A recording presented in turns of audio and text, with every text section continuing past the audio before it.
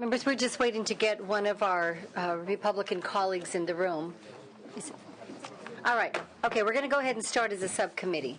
Assemblymember Mendoza, Senator, you are next. you've already established a quorum, Yes. Yeah. so you're not to be a subcommittee. Oh, that's right. Sorry. Thank you. Okay, Assemblymember Mendoza, file item 12. Thank you, Madam Chair. Members, I'm here to present AB 482, which requires the State Board of Education to revise the criteria it uses for evaluating the 2015 Reading Language Arts Framework to include basic comprehensive English language literacy for all students, including English language learners. The current framework calls for the development of curriculum and instructional materials that do not include English language development in the core Reading Language Arts program. AB 482 revises the Reading Language Arts Framework criteria to allow for current curriculum and instructional materials to be designed for students at all levels of English proficiency. With me today I have Laura Berman Massey, a retired teacher, to speak. All right, welcome. Oh, sorry. Thanks. Yes, my name is Laurie Vernon Massey. I'm here actually representing the California Association for Bilingual Education, but I'm also retired. That is so true. Just want to point out that for over 10 years now, nearly all California English learners have been instructed in English medium programs using State Board of Education adopted materials designed specifically for native speakers of English. But the achievement gap, as you well know, not only continues, but by some measures is getting larger. So it appears that business as usual has not worked well for English learners. We support AB 482 because it provides English learners the option of language arts materials still in English, still state standard aligned, but actually designed to meet the needs of second language learners. It would accelerate English language acquisition and therefore make a huge contribution to enabling English learners to close the achievement gap. So we urge you to vote yes for these students. Thank you. Okay, next witness. Good afternoon, Madam Chairperson and members of the committee. My name is Martha Zaragoza Diaz, and I'm representing the Californians Together Coalition, and we're the sponsors of the bill. And I don't want to repeat what has been said by Assemblymember Mendoza or our witness. I think they pretty much summarized what's in the bill. I can only repeat that it's necessary. We believe that these instructional materials are needed if we indeed are going to have our English learners acquire English in an accelerated manner, while they are also acquiring academic content. The instructional materials that we have currently are not sufficient for them to do this, especially those English learners in the lower proficiency levels of English. And so with that, I urge your support on this bill. Thank you. All right. Any other witnesses in support?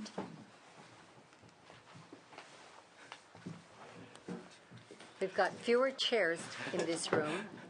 Erica Hoffman on behalf of the California School Boards Association, and for the reasons I mentioned, we are very much in support of the measure and urge your aye vote. Thank you. All right, next witness. Sherry Griffith, the Association of California School Administrators, and we're in support for the same reasons. Other witnesses in support? We did not receive opposition. Is there any?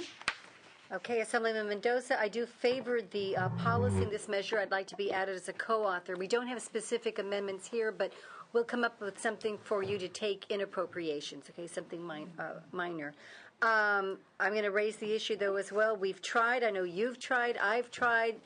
Other people have tried in this legislature to get this type of policy enacted and signed by this governor. Each time it comes back with a veto message. Last year's bill was vetoed as well. What's different? This time it's different. Last year was a standalone curriculum choice besides the two that we currently have, which is Mifflin and Open Court.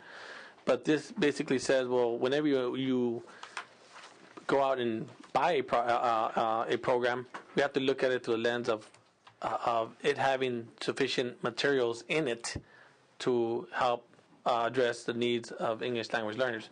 So basically, any program out there should be able to address all the children's needs, including English language learners, versus the previous version, which was a standalone program only for English language learners. That's the difference. Additionally, this bill calls for the instructional materials to be adopted within the current time frame that has been identified by the Department of Education. So that would take place in 2015. So that's the biggest difference. Okay. And refresh our memory, the percentage of English language learners students in California, and perhaps you can speak specifically about LA Unified, which has a much stronger number of ELL students. No, we have a tremendous amount of it. Teaching in East LA for 10 years, it's over 50%, easy. The issue is that the programs that we currently use, when I was in the classroom, they were inadequate. They were not meeting the needs of our kids. When I would raise the issue that this program is insufficient, we needed extra materials, they said they will catch up, they'll be fine, leave them alone, and that was very disheartening and disappointing for me. So this bill is desperately needed for our schools. And statewide? 1.5 million English learners attending our public schools. Thank you very much. Is there a motion on the bill as proposed to be amended in appropriations? Okay, moved by Senator Hancock. Secretary, call the roll. Romero? Aye, and I wish to be added as a co-author. Romero, aye. Huff? Alquist? Hancock? Aye. Hancock, aye. Lou? Aye. Lou, aye. Maldonado? Padilla? Aye. Padilla, aye. Semidion? Wyland? Okay, the bill has 4 votes. It will be kept on call. Thank you, Madam Thank Chairman. you. Thank you. Thank you, members. All right, Assemblymember Conway, you have 2 items. File items 13 and 23. Welcome. Thank you, Madam Chair.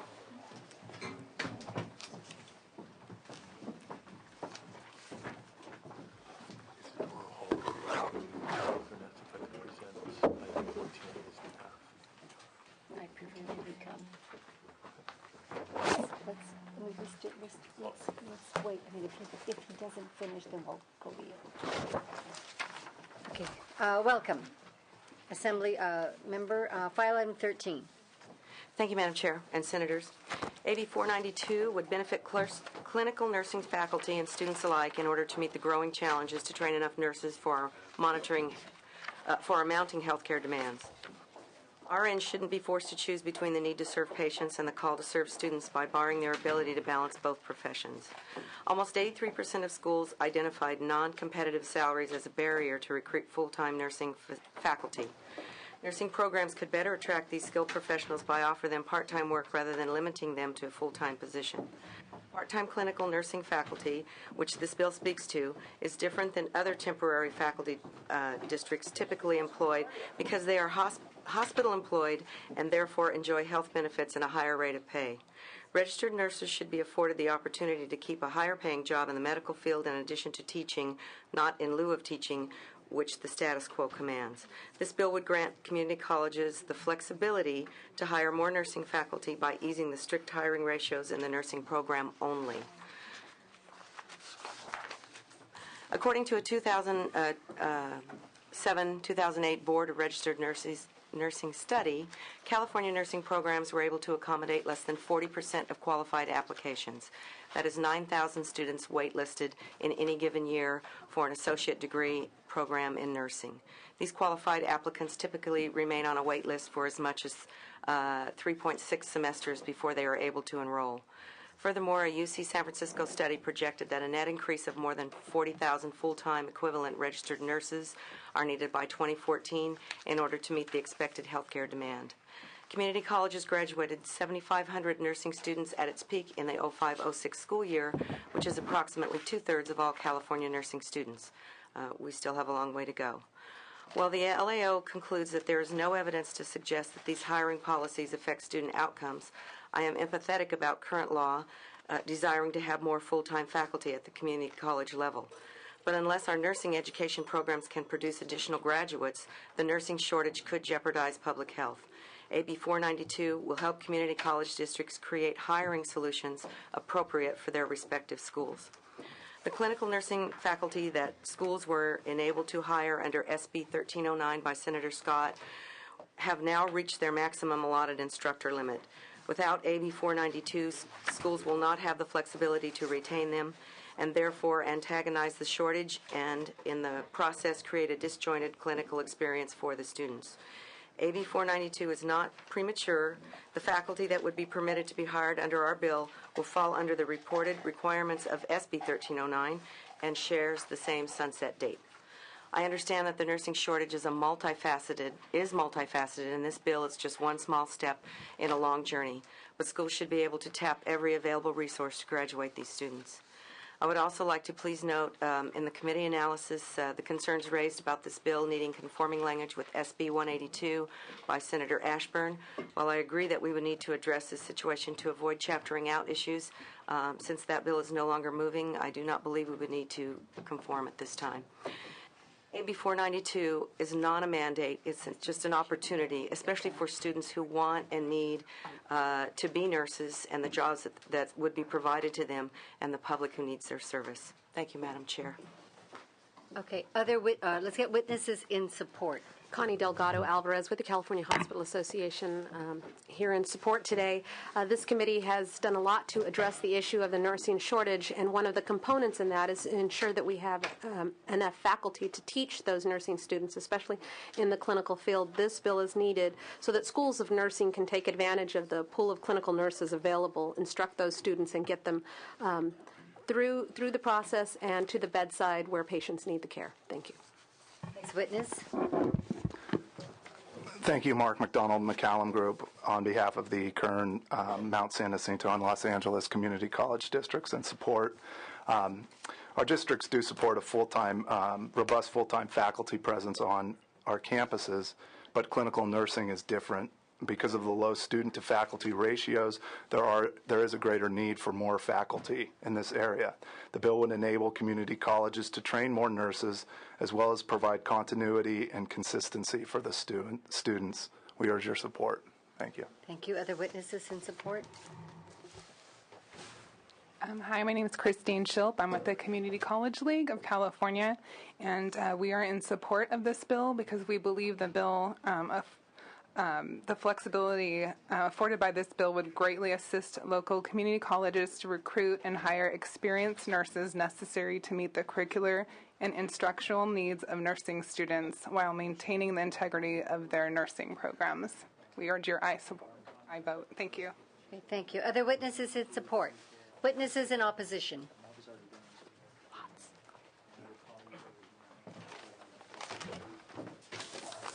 Welcome.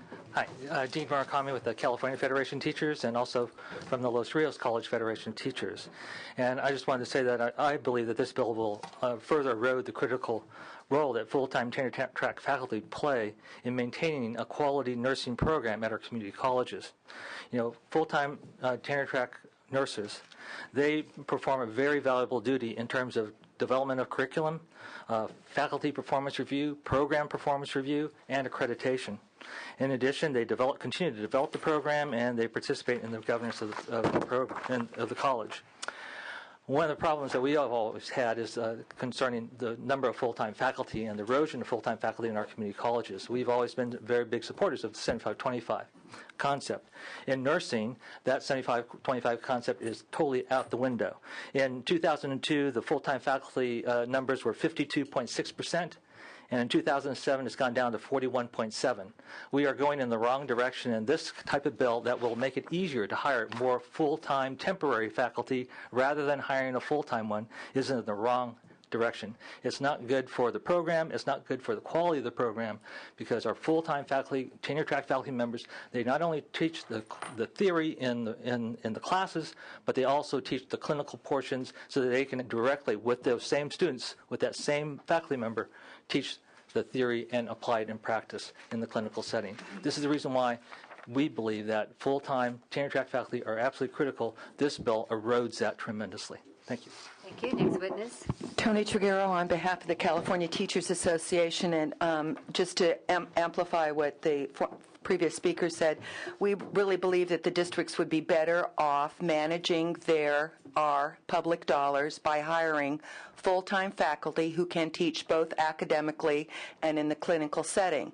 Hiring individuals who have a degree from community colleges, who don't have a BA or a master's degree, limits their ability to teach across the board. That's one of our objections. Secondly, we've never seen a district sponsor this particular bill. We have a lot of districts who support the bill, but no district has ever come forward and said, we need this bill in our district in order to accomplish A, B, or C. Last year, we did offer amendments to similar proposals about piloting the proposal. They did not succeed. This year, we offered amendments that said for those individuals who have either been accepted into or are currently in a graduate program, we would consider a waiver that would allow that person to continue working part-time at a particular district because they were furthering their education and would, in fact, become eligible to be a faculty member.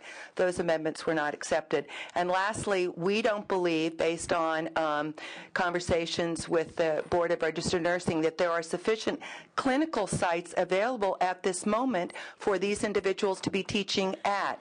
We have now moved from the hospital setting into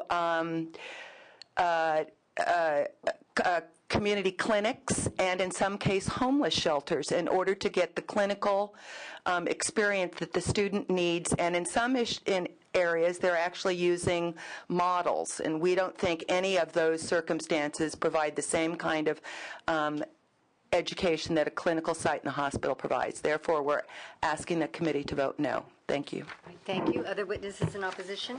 Andrea York on behalf of the Faculty Association of California Community Colleges. I want to be very clear. This bill will not get you more nurses. It will not get you more graduated nursing students. We have a backlog at the community college level because we don't have enough funding to expand our programs. You can't score savings off of eroding labor laws and somehow translate that into more students in the classroom. It just simply doesn't happen that way. I would like to speak to student success because we do have high attrition rates in community colleges with the nursing programs. And the point where the students start to drop off is in the clinical portion. Now, full-time nursing faculty, 80% of their job is to teach the clinical portion. And it's very crucial that the students have a nexus between the didactic and the clinical portion. Because when they get to the clinical portion, it's difficult.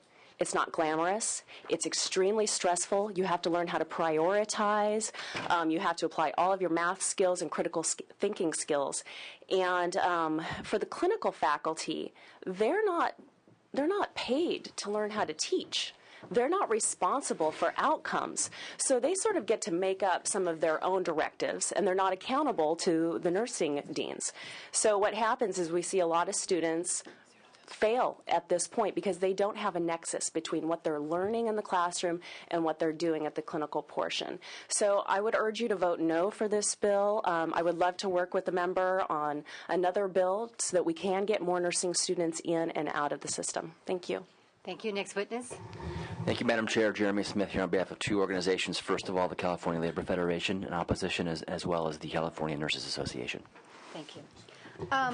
Assemblymember, a number of issues have been raised that I do share concerns. We did have a similar bill, and I think it was virtually identical. There were some chaptering out issues that would have to have been addressed. You've indicated to me that that bill has stopped moving, so there's no need to do conforming amendments, and I hear that. That was the Ashburn bill. I did not vote for the Ashburn bill, and I will be consistent with that, not voting for the similar policy here. Let me just state a number of issues if you could raise the issue.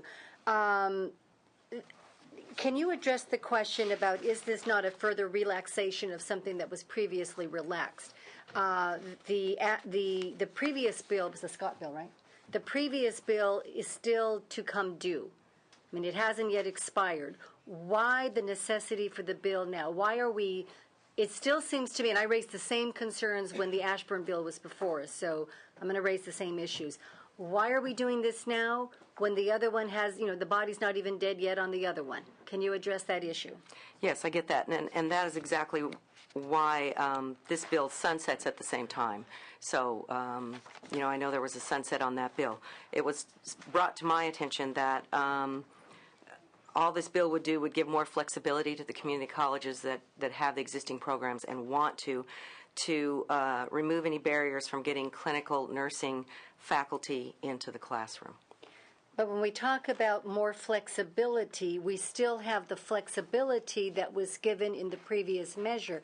And if they sunset at the same time, I'm still not clear on why this other bill is needed if the flexibility was already provided in the first bill. This is my concern. To some extent, and I know that there's a shortage, and I absolutely want to address this, but by the same token, and having taught in a community college before and having served as a trustee on a community college board, the 75-25 ratio exists for a reason. And to some extent, it's so that we don't become, even in a time of shortage, sort of a temp agency for faculty, perhaps particularly so in the nursing profession. We have shortages, we want to recruit in, but to some extent, are we making it even that more difficult to actually bring in nursing faculty to a community college if we are essentially treating them as a somewhat of a temp agency within the community college system? I want to respond to the question before I do that, and part of that with the existing bill is my understanding that some of the part-time nurses have already reached that eligibility, so this bill would just give them more time to stay as a part-time faculty. And Senator, I don't pretend to be an expert in this. I mean, this was brought to me. Neither do I. This was brought to me. There is no sponsor because it was mostly students who want these jobs, who need these jobs, and the area in particular that I live in, where they need the nurses. And I realize that there's. I'm going to also admit that I was not aware of 2575. None of that was brought into my consideration prior to this process. So it's been a good learning experience. But I know there's bills out there that want to address this overall full-time. I was really just looking at a tremendous need and a tremendous opportunity. Students who want this opportunity, culturally competent, who will stay in the areas of most need. Whereas we are importing nurses from other countries, we can't fill the need. And I realize there's a time process to be a nurse. You don't just sign up and then you're a nurse. But I'm really responding to students who want the opportunity, the economy the way it is, jobs that are available, good paying jobs with benefits, and a response on my part from a lot of, and I admitted, single mothers telling me, I'm on this list, I want to do this, I need to do this, how can you help? Just, as I say, not a mandate. They don't have to do it. It's only for areas where it's most needed, where they already have a program going on, a little bit of flexibility to get some supervising nurses. For example, the supervising nurse in the hospital where my mother works, where my mother's worked for 50 years at age 83, who would be excellent. She cannot leave the hospital to do this full-time. She would love to be able to have an opportunity to do it part-time. And let me just ask this final question. And I certainly understand your desire to bring in nursing faculty to the system. I think we all share that. The question is by how and what do we relax and what perhaps do we take away. As I recall, the previous bill, correct me if I'm wrong, did require a chancellor's report back in terms of how this program was working. Is that correct? That's current law, and that doesn't change. Okay, but in terms of looking at it, if it doesn't change, then if we are moving forth with further relaxing something, we have not received the report back on how the previous program responded to this, the reason why that previous legislation was enacted. Is that correct? So, I mean, it just underscores to me, why are we doing this? It's before the expiration and before we've gotten the report, before we even know what the success or drawbacks of that previous program. That's what it is to me, ultimately. Those are the concerns that I have. I do have concerns about the further relaxation of 75-25 at this point and with this program. So for those reasons, I am, once again, I didn't vote for the Ashburn bill. I've left it as your call because I know that the Ashburn bill did move out of committee, but my still call is still to urge us to, I think, quite frankly, the call should be to hold this bill, and let's wait until that other bill finally expires. Let's get the report and then perhaps go from there. So that's where I'm going to be on this measure. But let me hear from members of the committee. Senator Wyland. I'm sure my comments come as no surprise. No surprise at all. But I don't want to hear about any friends at this point. Well, that was relevant because that's someone who hires people.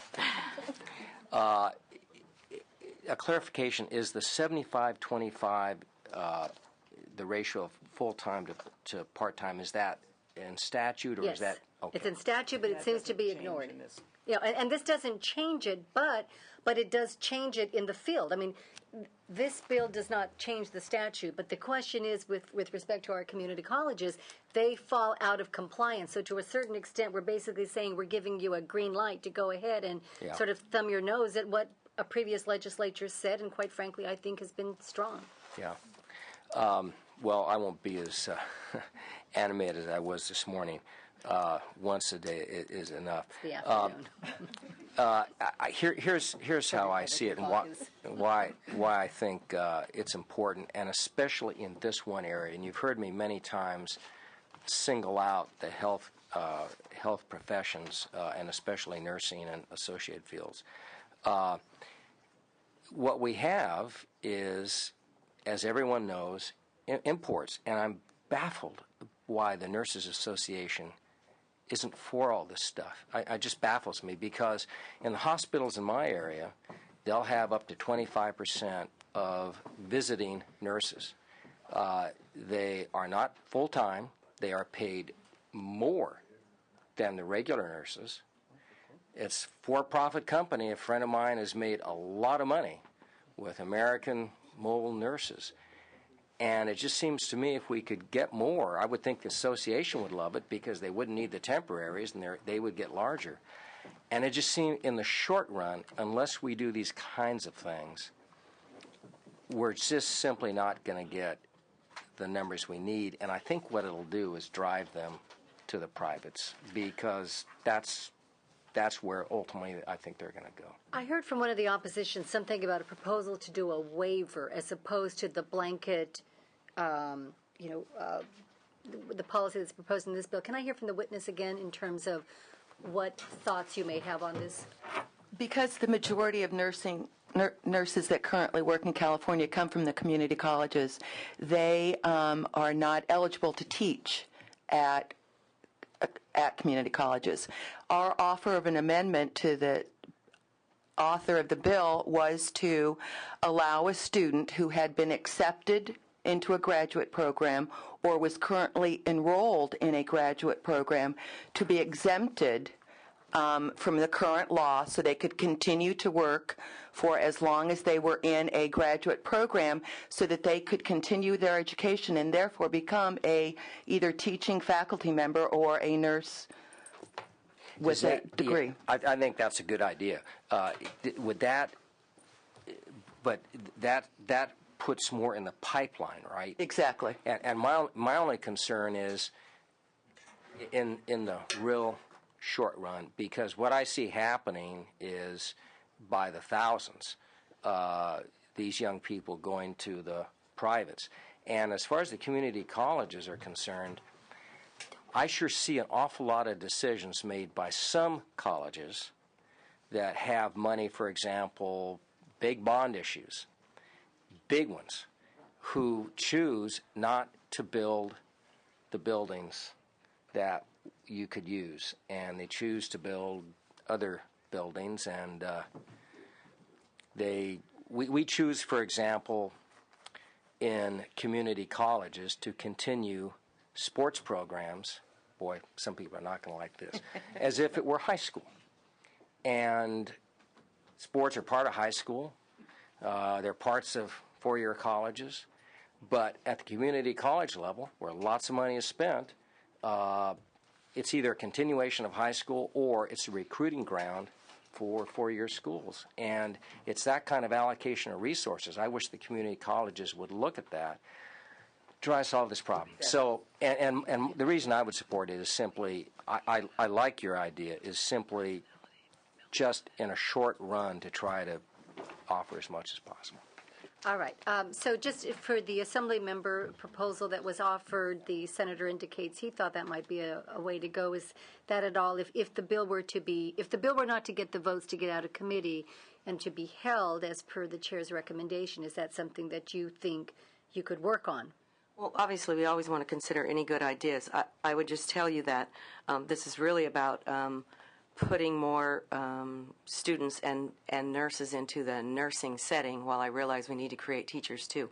I would just tell you, and I know you're familiar with my district, which is... It's a wonderful district. Well, thank you, Senator. But on a map, it looks like about 25% of the land mass of the state of California, and there are at least 3 community colleges that have and then one just north of mine. The Central Valley has been very focused in there, especially in the community colleges, on nursing programs. One, because there's such a need and because there's students that we want to accommodate. But in that entire 25% land mass that is the 34th Assembly District, there is no CSU, there is no UC. I mean, our students and our nurses who want to stay in the area where they live and be there and nurse and work and fill these jobs, there's not a UC or CSU that they can attend locally.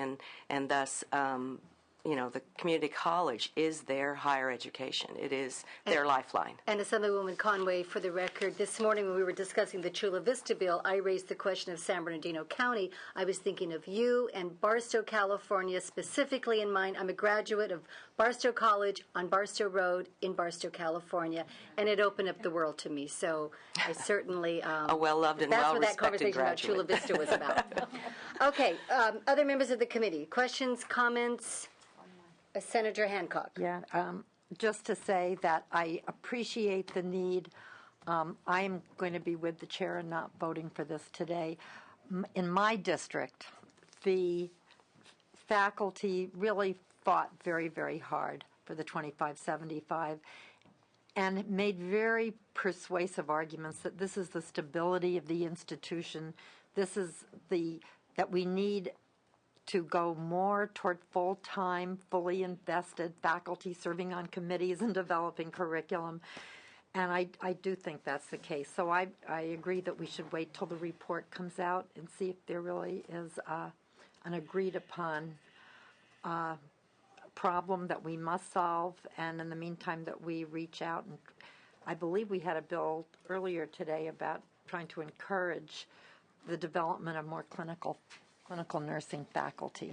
If I might, Madam Chair, I don't disagree with that. And as I say, I am new to the concept of 2575. But every report or what I've seen so far is that, and I'll be corrected if I'm wrong, I'm sure, that in no area has this 2575 consistently been met. This is, as I say, it's not a mandate. It's only if the community college can and is willing to accept it, and only for the nursing in this time of need, in this economy. And I know that because I've sit on the committees and heard the bills that are coming forward, that's going to help with the 2575 down the road. And in the ideal world, I wouldn't have to be here with this type of bill on behalf of the students that just want this opportunity. So, like you, I would hope for that ideal world. I think we all would, because we all just conferenced on the budget. But that's not the current reality, especially for the students that have contacted me and that are really hopeful that this can be their reality. Did you want to respond, and then we'll go to Senator Liu? A variety of districts have managed to get to 75, and at least 32 districts are over 60% and fluttering around 75 on a regular basis. So we're close. We're expecting that, given the response that the districts are going to have to take in regard to the current budget and next year's budget, that many of the districts will finally reach 75-25 in one of the worst economic downturns the state has ever experienced. And then the question will be, how do they maintain it with as little money as they have versus when they start getting more money? So we anxiously look forward to that opportunity. And I'm just going to juxtapose, in the CSU system, for example, it's about 50-50, and that begins to have very serious effects on even being able to advise or counsel or mentor students, to serve on committees. And not only that, in terms of looking at the quality for students. I mean, at a certain point, if you want a letter of recommendation to go to a university, you can't find that perhaps even fabulous lecturer you had a few semesters ago, because they are long gone. But, all right, Senator Liu. Just briefly, Ms. Conway, is there a particular circumstance in your area? I mean, it seems that you and Senator Ashburn have brought this bill before us, and there is not a CSU or a UC system. I mean, I don't know whether or not this is a special case here. to be made? Or Thank you, what? Senator. Actually, I in the area where I live, and then now it does include my assembly district, but it includes the area that I don't live called the Central Valley, and we are the Valley of Poverty, and we're not proud of that. And so we see these opportunities as particularly important for the students that want these jobs that are available, that pay well, and as I say, it would be great if we didn't have the current circumstance that we do, but unfortunately we do, and it's, in particular in the Central Valley, medical professionals of all kind are so difficult to find, and that may be perhaps why Fresno City College, I know, College of Sequoias, which is in my area, part of the Kern system, which is in Porterville, have really focused on these nursing programs and are doing everything they can, to get them and facilitate as many students, and also because it helps all the clinics, the hospitals, and those that are fighting. They're fighting over nurses. I mean, there's little recruiting bonuses, and in particular, I believe that the local, helping more local students through this community college program become a medical professional in the areas, because I think the studies will tell you that they will stay. They want to stay there. And I mentioned culturally competent. We all know the demographics. At least I'm very well aware of the demographics of my area. And culturally competent means to me someone of similar background that will be caring for those of similar background. And it almost gives them a leg up, because they don't have to have cultural competency extra training for that. It's their life. It's their people, if you will. It's the people that they've grown up with in the area that they've grown up with. And as I say, if we were in the perfect world, I would be right there. It's just a sunsetted bill, so it's not forever. Sunsetted along with the Scott bill, so the reports would be done at the same time. So I'm not trying to skirt the report or get around the report. This would stop at the same time and basically be part of that. This is really, his exemption was for some. They have now exempted out, if you will. This is just a little more flexibility to let them continue that with that sunsetted date. And if the bill does not move out of committee today, that is something that could potentially be looked at. What Senator Liu perhaps raised is looking at particular rural or geographic considerations for which there might be a waiver of some type. That's just something to keep in mind. Okay. Always happy to do that. The urgency Senator is Wyden. now. I'll move the bill and just make a further comment. I think it would be great if we had full-time faculty teaching these programs. I think anything we can do to encourage that is a good thing. My experience is that because of these shortages and because of the time it takes, that we're sort of missing the forest for the trees, and that what will happen is these thousands of kids who are racking up debts through loans, and the next time you go to the doctor's office or go to the hospital or whatever, you start asking where they got their training. And certainly virtually all the younger ones I talked to all went to these schools. I asked them, how much do you owe? I think that's what's going to happen. And you're going to have more people from other countries, particularly the Philippines, where they train a lot of these young people, and they do well. So I think the point of this is a short-term help, not a long-term. I move the All right. And again, too, we appreciate you raising the issue, and I want you to thank you for your service to my family. We live in Barstow. With all due respect, though, I am not going to be voting for the measure today for the reasons that I've expressed, and it's consistent with what I did on the Ashburn bill. The Secretary, call the roll. Romero. No.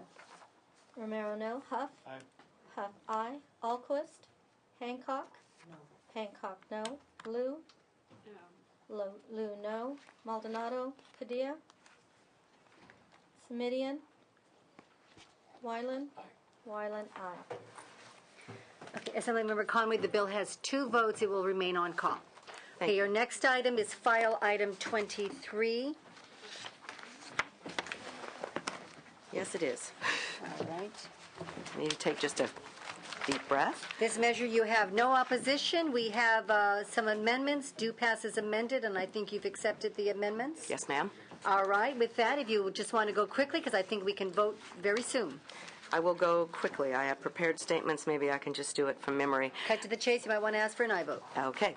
AB 1025 basically started out looking to correct a small loophole that did not mention convicted drug felons volunteering and coaching on our campuses. Through a lot of study, basically what this bill does, it creates an activity supervisor clearance certificate because there was no consistency, even though there was law existing, that anyone who works with our, even volunteer coaches that works with our school children will be subject to a check.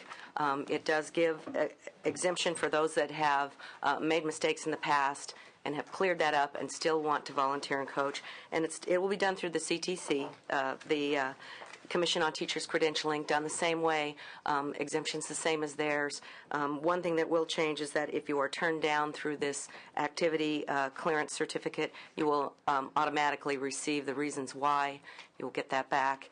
And our real goal is just that coaches are loved and trusted, and we appreciate them, and our children spend so much time with them. We want to make sure that our children are safe. All right, thank you. Witnesses in support. Lee Pope with the Commission on Teacher Credentialing. The Commission took a support, if amended, position. The committee set forth amendments. If those members are accepted, as a support position. All right, thank you. Next witness. Valerie Small-Navarro with the American Civil Liberties Union, and if I understand correctly, you accepted the amendments. We are removing our opposition and thank the author for all her work and your staff's work as well. Right, and just to specify, the amendments require the CTC, the Teacher Credentialing Commission, to automatically send all candidates who are denied a document as a result of their criminal history a copy of that record. Okay. Other witnesses in support? Yes. With that, I don't think we have any other opposition. Is there any? Move as amended. Secretary, call the roll. Romero? Aye. Romero, aye. Huff? Aye. Huff, aye. Alquist? Hancock? Aye. Hancock, aye. Lou? Aye. Lou, aye. Maldonado? Padilla? Aye. Padilla, aye. Semidian? Wyland? Aye. Wyland, aye. Okay, the bill has 6 votes, but we'll keep it on call. Thank you. Thank you. Assemblymember Davis, you are next. He's not here. Assemblymember Amiano, he's not here. Assemblymember Gilmore, Swanson, Swanson's here. File item 20.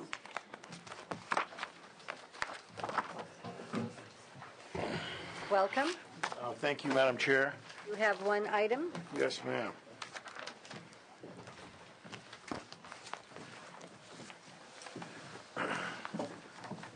Thank you, Madam Chair. AB 980 is not a challenge to school charters, but an effort to develop equity for all public schools in an environment where charter schools are becoming increasingly dependent on public support. It is also an effort to protect the state's investment in school districts that are currently in receivership. AB 980 seeks to address a fundamental inequity in districts that are under state receivership. I thank the committee for its analysis, which points out that in most cases the school districts is receiving, these charter schools are receiving a contribution pro rata share of local property tax revenues that they're given to charter schools, but the district is not in a position to withhold these the general purpose or categorical funding from the charter schools under current law. This bill attempts to develop a more equitable situation. I'll have my my witnesses self-introduce. All right, witnesses in support. Madam Chair and members, Brian Rivas on behalf of the California School Boards Association. As Mr. Swanson said, the state has an interest in taking steps to help districts like Oakland to achieve fiscal solvency and stabilize their financial condition.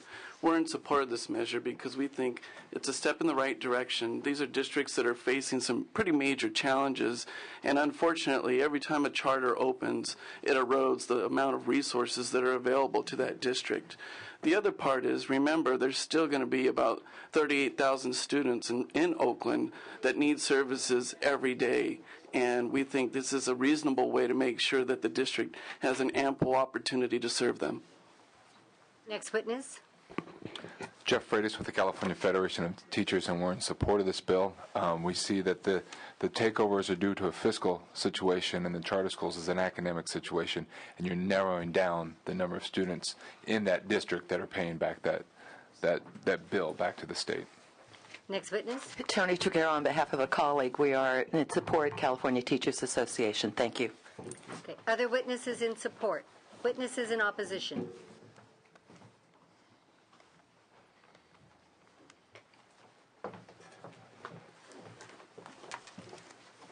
Madam Chair and members, Rand Martin on behalf of the California Charter Schools Association. I'd just like to make 2 points this afternoon. Number one, and actually a point that's raised in the analysis, though I'm not sure that's the intent of the consultant in raising it, but makes the point that there are many cases in which there are negotiations that occur between the district and the charter schools to get the charter schools to help pay back part of the apportionment as well.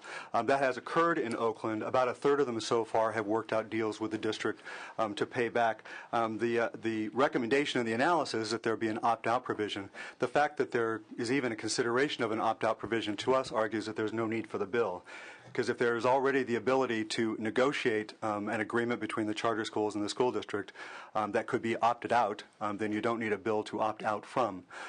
The second point we would make is that there is already a statutory scheme in place that maps out how emergency apportionments should be repaid, a very in-depth planning process that includes independent audits and financial plans and things like this. We think that this bill goes around that process. We think it should be part of that process and not contrary to that process. And for those reasons, we would oppose this bill. Thank you. Questions from the committee? Senator Huff. You know, my notes mention that a lot of this debt that was that led to the emergency apportionment was incurred before the charters were in place. So how would that be equitable to tag them for something that was incurred prior to their formation? Sure, that's a fair question. I would say some charters. Oakland has a number of charters that were, in fact, chartered during the process of the state control. And so, but more specifically, because the committee had such an active schedule today, one of my witnesses couldn't remain. It was the president of the school board. The point that he was going to make in his presentation was that the current superintendent, because a local measure to raise more money for local schools failed and the schools are struggling, in his letter of February 3rd, which we believe we shared with the committee, the superintendent said that the charter schools were part of the Oakland district and they were sharing in the resources. And as a result of that, he directed the Oakland school district to take $500,000 from their general fund and give it to charter schools at a rate of $60 per student this year. That has taken place. Those are all the charter schools, and the charter schools then are currently, in fact, in Oakland, benefiting from the general fund. Now, the Oakland School District, as we know, has a loan that's paying back, and so it just seems fair that if the charter schools are benefiting from the resources in the Oakland District, and in this case, in Oakland directly from the general fund, that they ought to share in this responsibility to the state to pay back the funds. Now, it is true that some charters have stepped up and reached agreements in Oakland to make payments already. What we're trying to do is codify the practice, which will actually lower. If all of them are paying, it will be fair for the charters that have agreed to pay. It will lower the amount of money that those charters are paying, and it would help guarantee the state its repayment of the loan. Now, additionally, there's a parcel tax that was passed that can be used for operating expenses and other things, but that, this money doesn't benefit charters. So you have some money coming out of general fund that does benefit charters, but from the parcel tax, they don't get anything. Is that correct? Well, personally, I favor, they're talking about doing another parcel tax, and I favor the parcel tax benefiting charters. And so as this discussion goes forward, it's pretty clear that the charter schools are a very integral part of the Oakland school district, and so it's fair to the students for the system to be more equitable. So as this goes forward, I would hope that the future parcel tax that they benefit from, but we know for a fact there was a $500,000 payment made to the charters this year at the direction of the state superintendent, and that came out of the general fund. Madam Chair, could I ask Mr. Martin to come up and respond to that as well? Mr. Martin? And I have a copy of the letter if the committee didn't get a copy of the letter. Yeah, I didn't see a letter.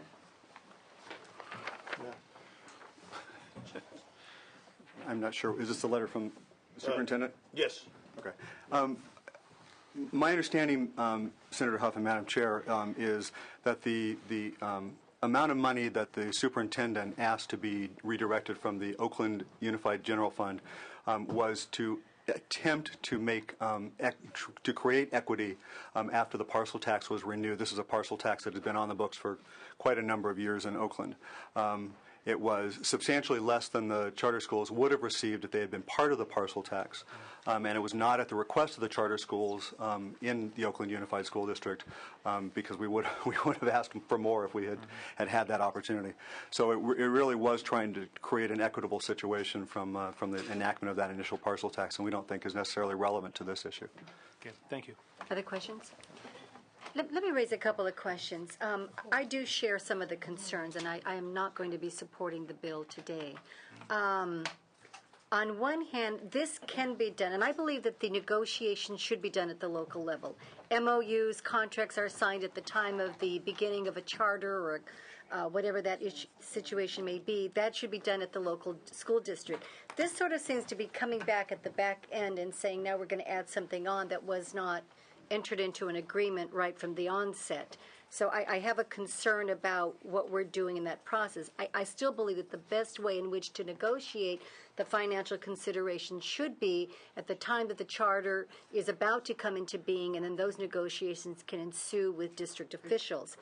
In addition to that, can you address, this seems to be somewhat of a singling out of charter schools. And to me, I feel charter schools are public schools. They're serving children. These are issues of parents and their choice as to where they should send their children. To some extent, it would seem if we do this, we are in a sense sending a message to charters that essentially we are, it's coming after them economically, I think.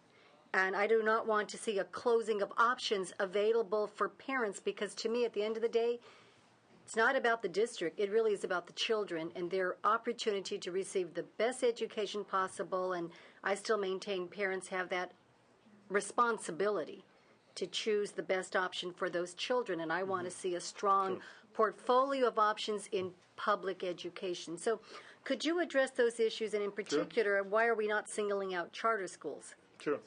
Well, first of all, many of these charters were approved under state receivership. So the state superintendent, not the local school board, was in charge of that environment. The state superintendent is the one, not the local school board or the parents, that approved taking money from the Oakland school system and giving it to charters, $60 per student. That angered a number of parents whose kids are attending the Oakland School District. And so it is not accurate to say that the charters are not benefiting. They are benefiting. The fact that they wanted more than $500,000 is beside the point. The fact of the matter is that this school district, under state receivership, where the state was making the decisions, not the local government, not through negotiations on those levels, decided to take money from those Oakland school students and give it to charter school students. Fine, fair decision was made. And so now that the state still has an obligation to the Oakland district, and we want to, with school districts being challenged, every school budget in the state is being challenged. These districts are under receivership. They're even challenged more than that. And so it only makes sense. And I believe that, I commend the charters that agreed to make some payments, but it's not even fair to them unless everyone is on the same page. And that's why this bill is attempting to develop some equity in that situation. The charters, it's a clear record that the charters do benefit from the resources that the district receives. And so they should pay their fair share. And so it's not singling them out in the sense that it's trying to be fair. Now, in terms of future partial tax initiatives, I frankly believe that charters should be part of the future partial tax initiatives, and that this equity should be, spread out across the board. But it is not fair situation for charters not to have any obligation to the state when they are taking money from the general fund from school district. If that's how they felt, they shouldn't have took the money. They should have said, well, they should have left it in the district, but they didn't. And that we think is not a fair situation. Senator Hancock. Yeah, thank you very much. I wonder, Assemblyman Swanson, did you comment, or did somebody on the staff recommendation that there be an opt-out provision in the case of schools that do voluntarily, charter schools, negotiate something that's agreeable to the district? Yeah. I thought that was a very interesting suggestion, because right now there's really no incentive to negotiate. Well, I have been very open with the charter school organization. I said to them at the beginning of this bill, I said, my door is open. Please tell me what kind of amendments or discussion you want to have on the bill.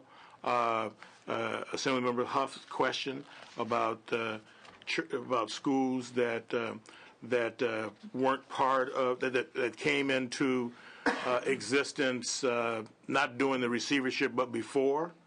We were open to look at those schools as exemptions. We were open to look at language. I've got no amendments. I've got no suggestions. So I can't, I can't read mine. But I've been open. I'll remain open to discuss it in a way that's fair as we move forward. We're simply trying to make sure that this district that has lost, more than 10,000 students at a time when charter schools have been growing, some 32, and they have some almost 8,000 students, that the state is able to get its money back.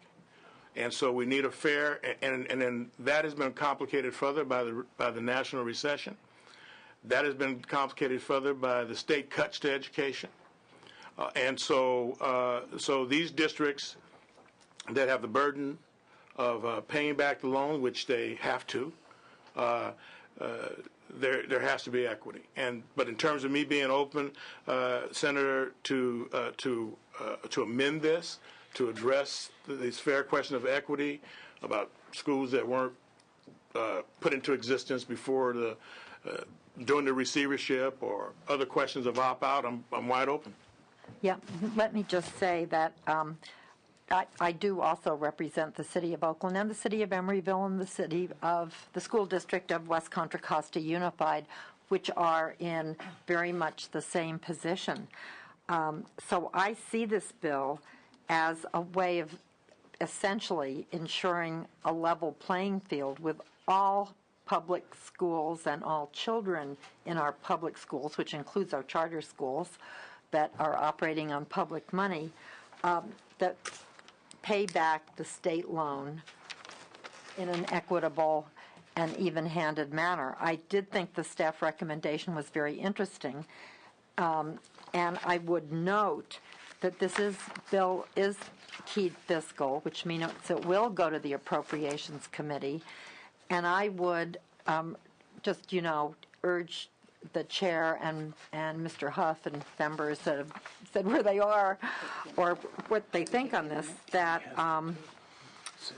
they might want to work on this in the fiscal committee, because really the quality of education for many, many young people is at stake. And I don't think this is singling out charter schools at all. The fact is we have two kinds of publicly funded schools, charter schools and regular public schools. And in these districts that are paying back state loans, it seems equitable to me to to share that. So I would move the bill, noting that it is moving on to appropriations, and urge the author to work with the concerns that you've heard here. Let me just ask, Senator, is that with the proposed staff amendment or without it? I am, Madam Chair, I am, like I stated earlier, I'm open to work on amendments with the Charter School Association that address the question of an opt-out provision. Okay, well, let me ask, because that's specifically in the I mean, if it were to move forward, and I'm not saying that that's, I mean, you may get support, you may not, but is that what you would wish to see, with the opt-out provision as drafted or without? What I have here isn't an opt-out provision drafted. It's staff recommends. We have to work on language. Okay. Yeah, to work on language. I mean, that's the intent. But my hope would be, because that seems fair to me, because if a district can negotiate something that is okay with it and okay with the charter schools, we don't have to put it in statute. So do you wish to accept that, to craft language as it moves to the next committee to deal with an opt-out provision as per the recommendation of staff? Yeah, absolutely. And in addition to the question that was raised by Assemblymember Huff, dealing with the appropriateness of which charters, we're willing to look at those questions too. We're simply trying to develop a situation that's equitable. Okay, so it's moved as proposed to be amended in the probes. Senator Huff. You know, there's five other school districts seem to get caught up in this also that have outstanding balances. We're not hearing from them. And I'm concerned if in our zeal to keep moving this along, we wouldn't be better off to make this a 2-year bill and get the thing done right. I mean, I know you got a motion on the table, but I think that would be a lot wiser, and we could probably build a lot more consensus in the process. Just a thought. You know, I would just suggest that if we can craft something this year that would go into effect in 2010, given the cuts that have been made to education and are likely to be made, and the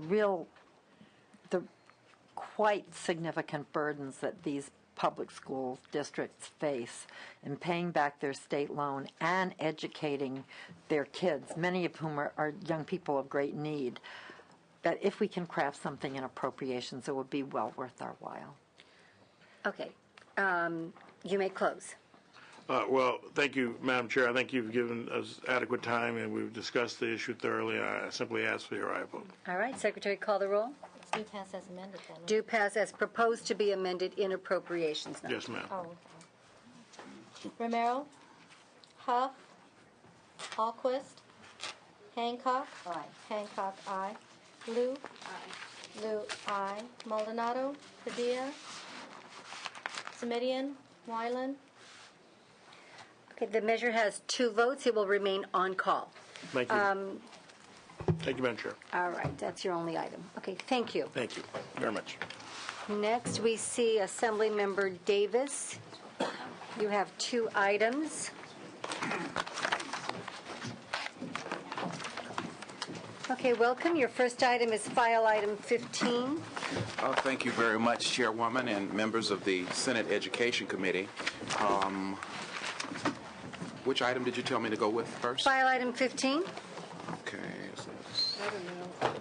You're 685. Well, okay, thank you. I am here to present AB 685, which deals with Title IX compliance review. And this bill, AB 685, would simply require School Facilities Planning Division of the State Department of Education to include as a part of its existing review process of applications for new construction plan approval, whether the proposed project would comply with Title IX. Here with me in support of the bill is witnesses Valerie Small Navarro of ACLU and Beth McGovern of the California Commission on the Status of Women. Okay, please go ahead. Valerie Small Navarro with the American Civil Liberties Union, and we are in strong support. I just wanted to actually start with a story Mr. Portantino told at another committee, not on this bill, but on another bill, and I think it emphasizes the reason why this is important for all kids in school, both boys and girls. And basically he pointed out that his daughters were playing in after-school softball games on school campuses, on high school campuses, and they had to leave practice when it got dark, whereas the boys' teams were in a position where they could practice and keep going basically all night. And so what I would suggest is that schools are in a position to actually look at their construction before they invest the money, and to decide whether there's gender equity in that construction, and not wait till after the fact and really have to address things after millions and millions of bond money. In one case, there was a lawsuit against a school district in one case for over $655 million were spent, and they didn't actually look at whether they were treating girls and boys fairly. So I would suggest you want to look at these things ahead of time and save the school district's money ahead of time rather than after the fact, and we strongly urge an aye vote. Thank you. Next witness. Beth McGovern on behalf of the California Commission on the Status of Women. Title IX has been in effect for 37 years, and yet there's still not full compliance. Women and girls have certainly benefited from Title IX, but there are still major inequities, especially with respect to athletics. Full compliance with Title IX is long overdue. One of the significant disparities between boys and girls is the facilities that are available. This bill would create an important tool for enforcement of Title IX. Participation in sports at a young age leads to continuing participation in athletics throughout life, and participation in athletics has widespread benefits beyond just the sport that the boys and girls are involved in. It significantly improves education, health, and employment outcomes for women later in life, and that's why Title IX compliance is so important. This bill would help to achieve true equity for boys and girls in sports, which can have a positive effect on the rest of their lives. We urge your aye vote. Thank you. Other witnesses in support? Any witnesses in opposition? Question, comments by the committee? Senator Liu? Just, are you taking the suggested I do accept the amendments. minutes from the committee? Yes, I do. I do accept CDC it. working group? Yes, Okay. yes, I do Thank you. accept those. Was there a motion with that? Sure, I'll All right. As amended. Any other questions, comments? Do you have a close? I respectfully ask for your aye vote. Thank you. Please call the roll. Romero? Huff? No. Huff, no. Alquist? Hancock? Aye. Hancock, aye. Lou? Aye. Lou, aye. Maldonado? Padilla? Aye. Padilla, aye. Semidian? Wyland? 3-1, we'll keep that on call. Thank you. And you have another bill, AB Yes, sir. 1240, item 26. Thank you, Mr. Chairman. AB 1240 deals with community colleges leasing buildings and the sale of district property. And the purpose of this bill is to help to streamline and expedite the process of both leasing and sale of property so that the community colleges will be able to more effectively and efficiently serve our community in this time. Two things will be hopefully achieved through the implementation of 1240. One, it would authorize the community college district to lease building space for temporary use for a period of 5 years as opposed to 3, and would also authorize the community colleges to enter into the lease options to purchase for up to 5 years. In addition to that, this bill, AB 1240, will allow the district to also lease or sell property through a formal written bids and eliminate the need to have subsequent oral auctions. And in this regard, the receipt of a written formal sealed bids won't necessarily be the primary order. I don't think there's any opposition, so if you could kind of wrap it along, move along, that'd be wonderful. Okay, thank you very much.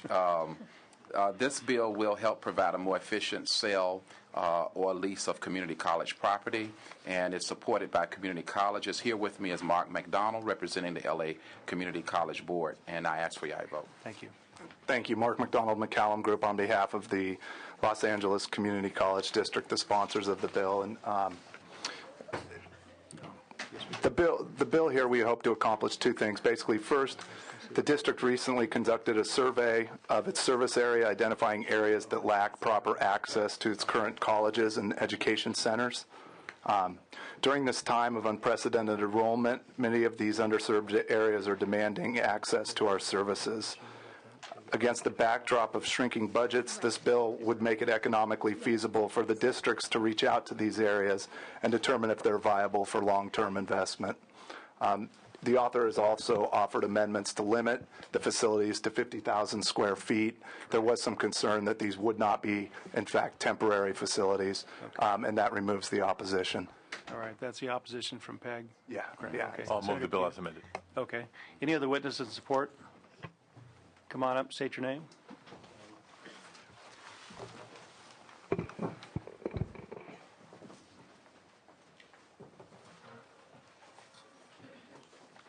Christine Schilp with the Community College League of California, and we are in support of this bill because it provides important flexibility for districts when entering into an agreement for the construction of a building to be used and leased by the district. Okay. We urge your aye vote. Thank you very much. Thank you very much. Any other witnesses in support?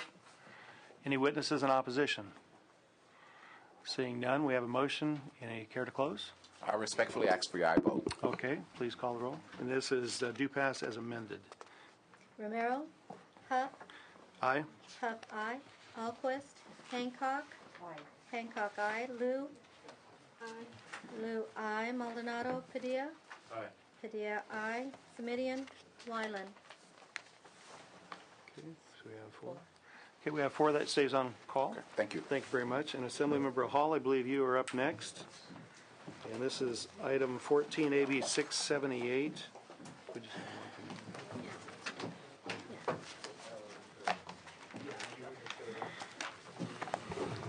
Please go ahead. Yes, thank you. Mr. Chair and members, AB 678 asks school districts to update their educational technology plans to reflect new technologies and encourages districts to partner with information technologies companies and nonprofit organizations to supplement their internet safety curriculum. The internet is a great educational tool that can be used to increase student access, close the achievement gap, and prepare our future for workforce demands of the 21st century global economy.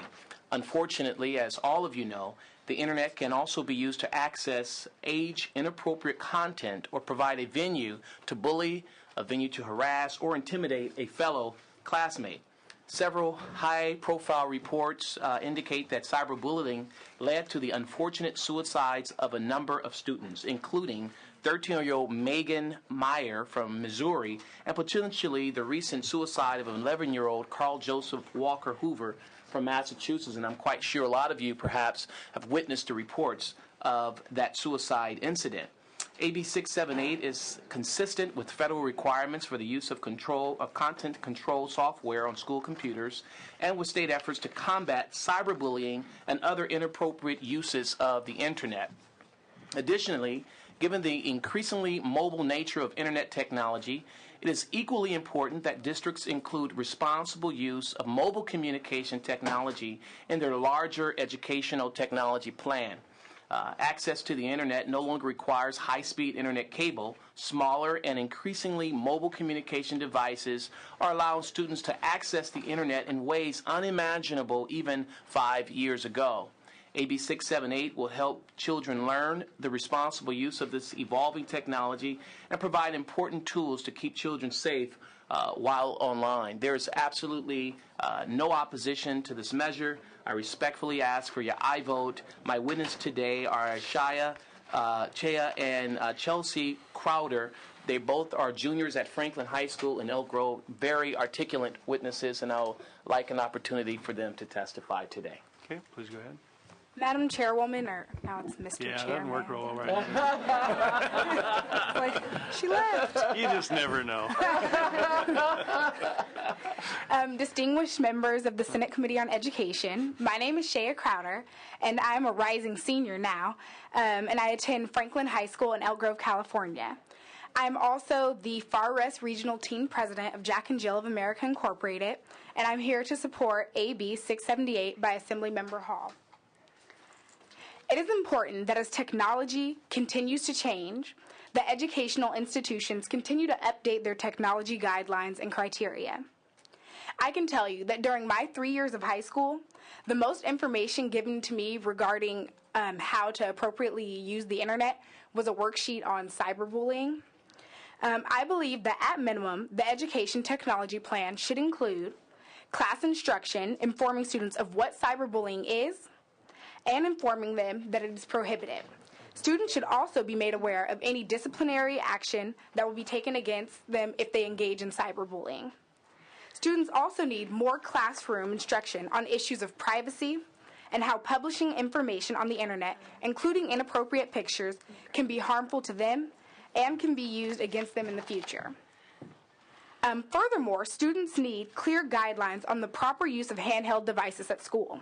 For instance, YouTube is blocked on school computers. However, you can access YouTube on your handheld device while on campus. I'm just using YouTube as an example of what's blocked at Franklin. To be quite honest, I think that YouTube is a helpful educational tool. However, there are other internet sites that have absolutely no educational value and which can be accessed on your handheld device. For these reasons, I support AB 678 by Assemblymember Hall and request your aye vote. Thank you. Okay, thank you. Next witness. Good afternoon, distinguished members of the Senate Committee on Education. My name is Chelsea. Done. Thank you. She left. My name's Chelsea Crowder, and I'm also a rising senior at Franklin High School, and I'm here in support of AB 678 by Assemblymember Hall. Use of technology is definitely growing, and I think that the way in which we use it is changing. Students on networking sites are becoming increasingly younger. Students put up their ages so that they can become members of Facebook or MySpace. Meanwhile, they have no idea about the dangers of the internet. The definition of cyberbullying is kind of like the word pitchy on American Idol, where no one really knows quite what it means. And I think that for this reason, there's people that maybe cyberbullying others or maybe fall victim to cyberbullying, but they don't really know, and they don't think it's a serious matter because they're not quite sure what it is, or there's not a term that's been coined. So many of my acquaintances have been like, oh, I'm not a cyberbully. I just post bulletins on MySpace about other people that are hurtful and harmful. Or, oh, I'm not a cyberbully. I just made a fake MySpace profile of this girl.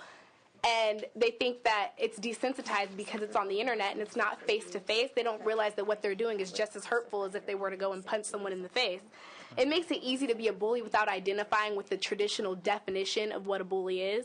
And I think that it's really important that in schools we're educated on the effects of cyberbullying and the harmful effects that can be, from the internet usage.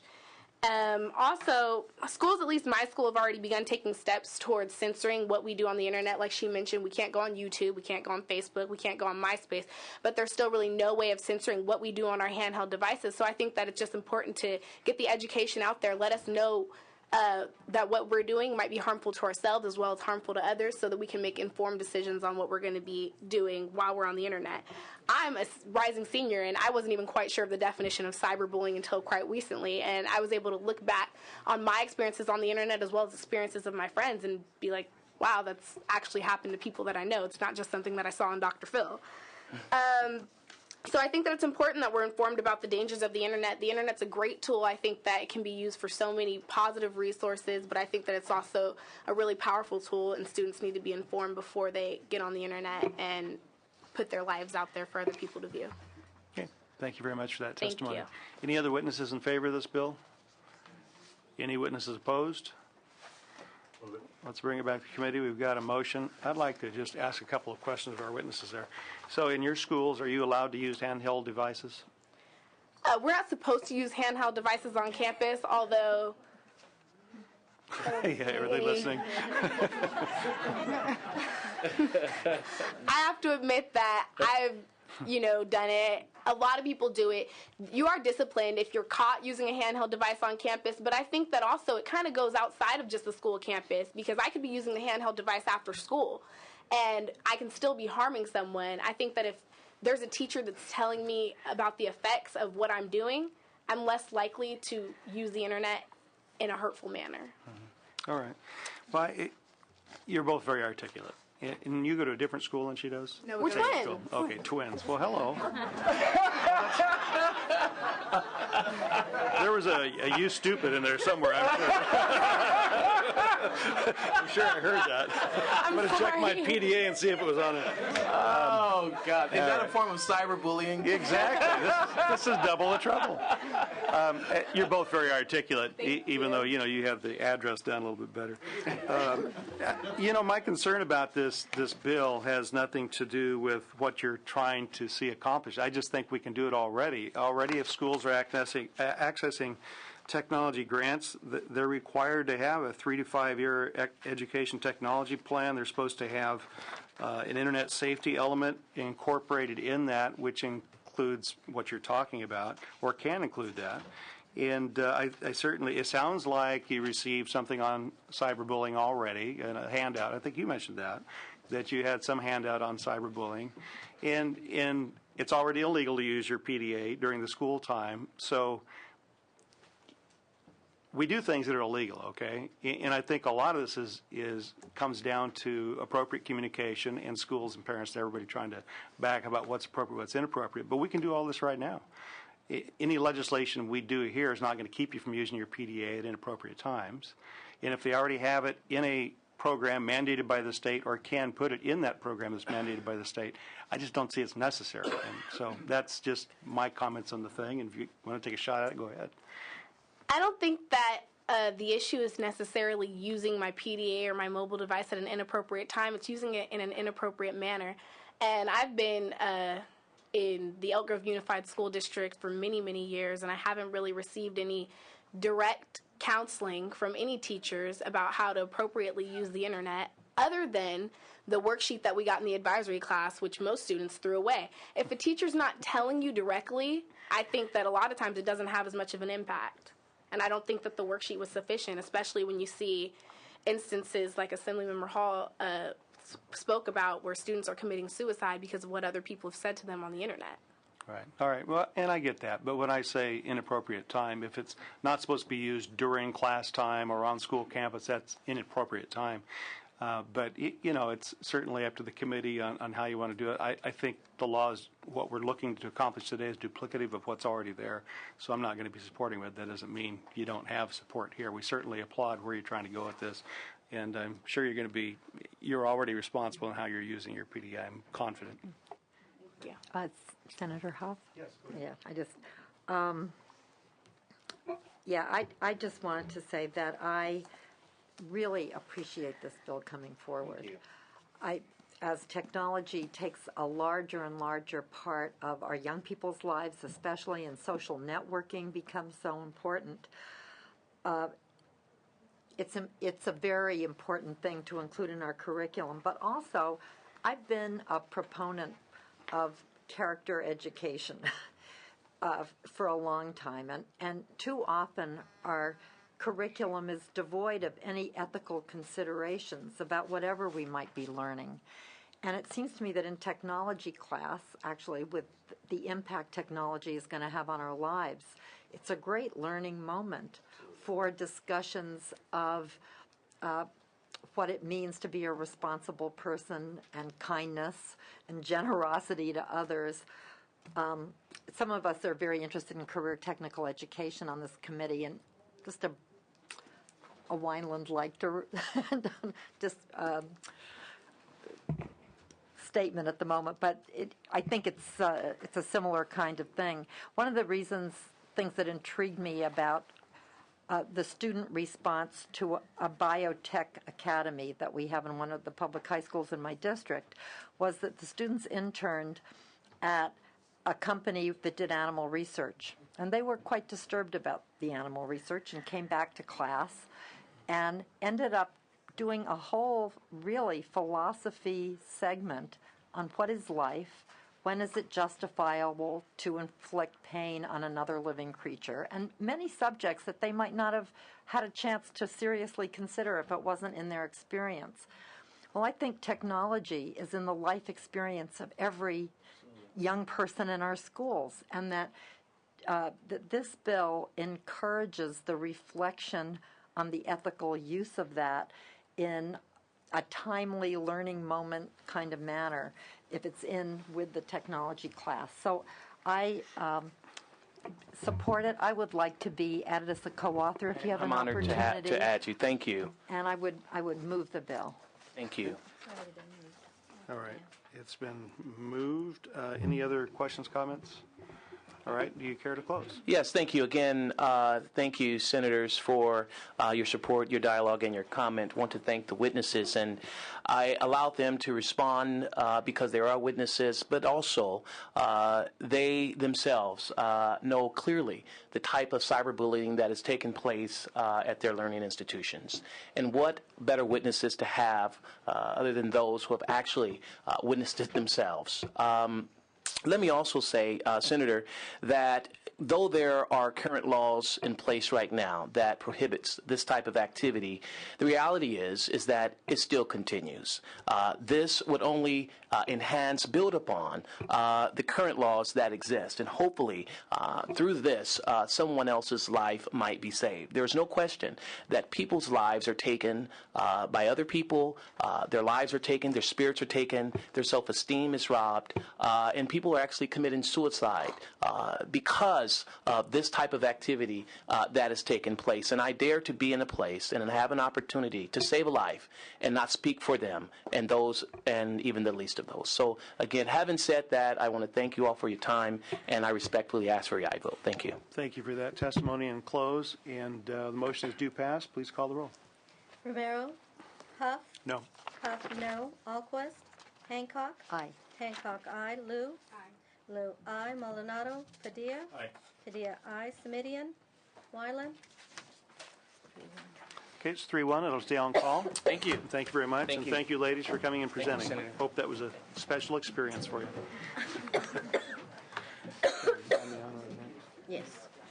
Assemblyman Amiano, please come up and take the witness stand and present your bill. We're on item 16, AB 690. Wish I could borrow those witnesses. Good afternoon, and thank you so much for your time, Mr. Chair and colleagues. As a matter of housekeeping, I would like to address some of the concerns raised in the committee analysis and agree to accept the following as authors' amendments. Remove the ability of the Chancellor to appoint an alternate to attend a meeting on their behalf. And number 2, add language to clarify the OSPI selection of a designee to be superintendent from a county where the superintendent is elected. With those matters addressed, let me present to you Assembly Bill 690. Requires that the CSU Board of Trustees and requests that the UC Board of Regents allow statewide elected ex officio members of these governing boards to delegate a representative in the same elected body to attend meetings in their absence.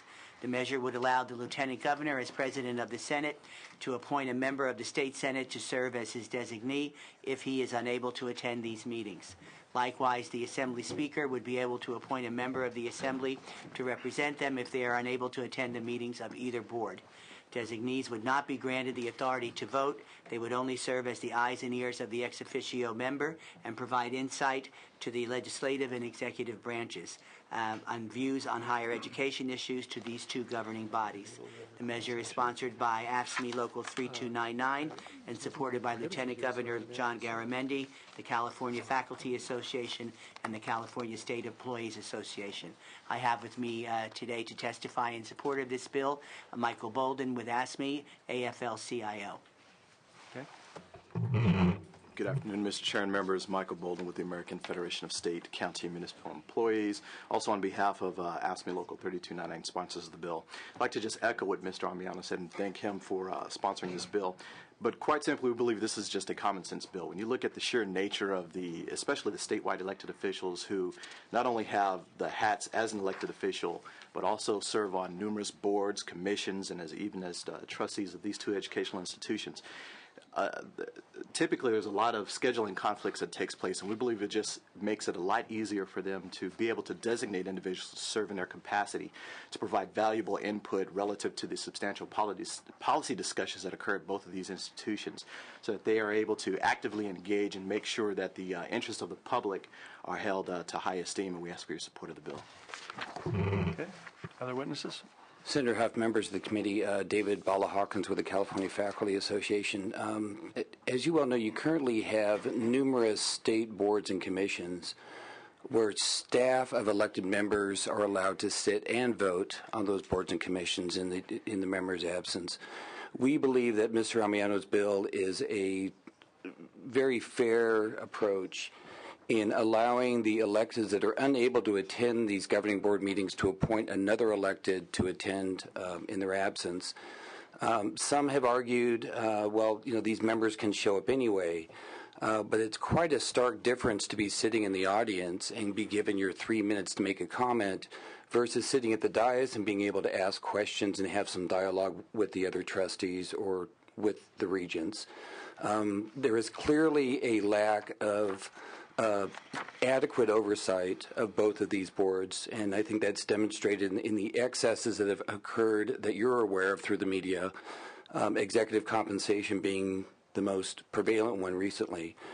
We believe that Mr. Amiano's bill not only provides better oversight and accountability, but also increases the communication among this body and the governing boards of both the California State University and University of California, and we ask for your aye vote. Okay, any other witnesses in support? Any witnesses opposed? Well, please make way. We have some people filing down.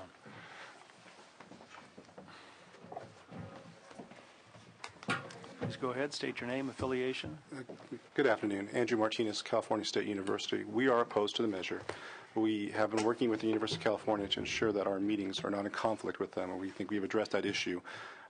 We appreciate the value that ex officio members add to our board, and we're a little worried that if this bill were to be enacted, we probably would never see them again. We do have the pleasure of having the Superintendent of Education, Jack O'Connell, come to our meetings regularly, along with Lieutenant Governor John Garamendi. For these reasons, we must regretfully ask for an oppose for you today. Next speaker. Good afternoon. Michael Mendez with the University of California. On behalf of the UC system, we respectfully oppose this measure. We concur with many of the comments made by our colleagues at CSU, and we also concur with the comments made in the committee analysis. We believe that this measure may also be in conflict with the state constitution, as the constitution only specifies who can serve as a regent and not that they may designate an alternative to serve in their place. For those reasons, we oppose the measure. Okay. Any other speakers opposed? Are you guys twins? Good question. Who would know? All right, we'll bring it back to committee. We have any questions or? Okay, we have a motion as amended.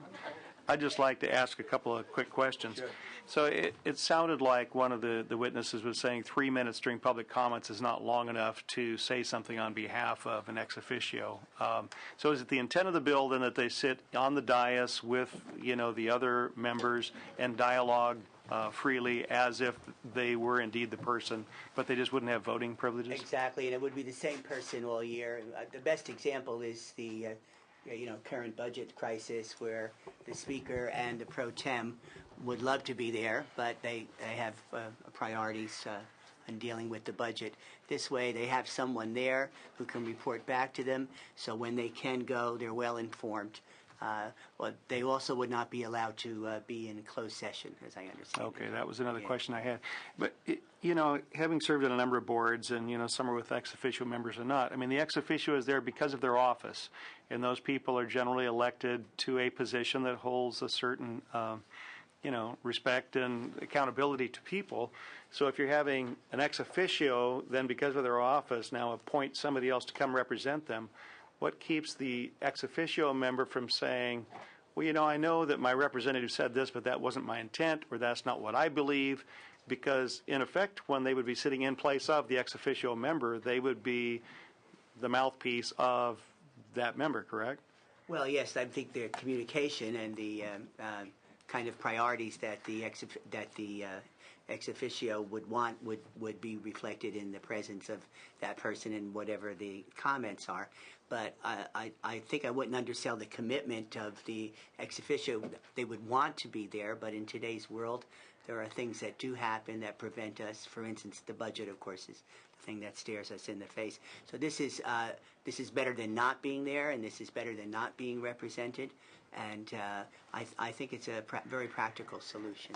Yeah, I recognize where you're trying to go. I would just disagree and believe that you could have an emissary that makes a comment during the 3 minutes. And I found if you can't say something succinctly in 3 minutes, you probably don't have much to say anyway. But just my thought. But anyway, I'm not going to support your bill today, and I would hope that if somewhere along the line this bill dies, that we can just have a codified way of sending people down to make comments so there still is that representation, but not to the level that you're looking at here. So we have a motion to do pass as amended. Any other? Yes, Senator Lou. You've accepted the amendments from staff. Yes. Okay, and there are three amendments, correct? Okay, thank you. Okay. Please call. Oh, did you want to close? I respectfully ask for your aye vote. Very good. And these are not twins, right? These are not. Okay, very good. Then we will, please call the roll. Romero, Huff. No. Mother from Huff, another no. mother. Alquist, Hancock. Hancock, aye. Lou. Maldonado. Padilla. Aye. Padilla, aye. Semidion, Wyland. Whoops. We have 2-1. All right. Okay, it's 2-1. That'll remain on call. And thank you very much, Assemblymember Amiano. Our next bill is presented by Assemblymember Gilmore. Assemblymember Gilmore has item 17, AB 691.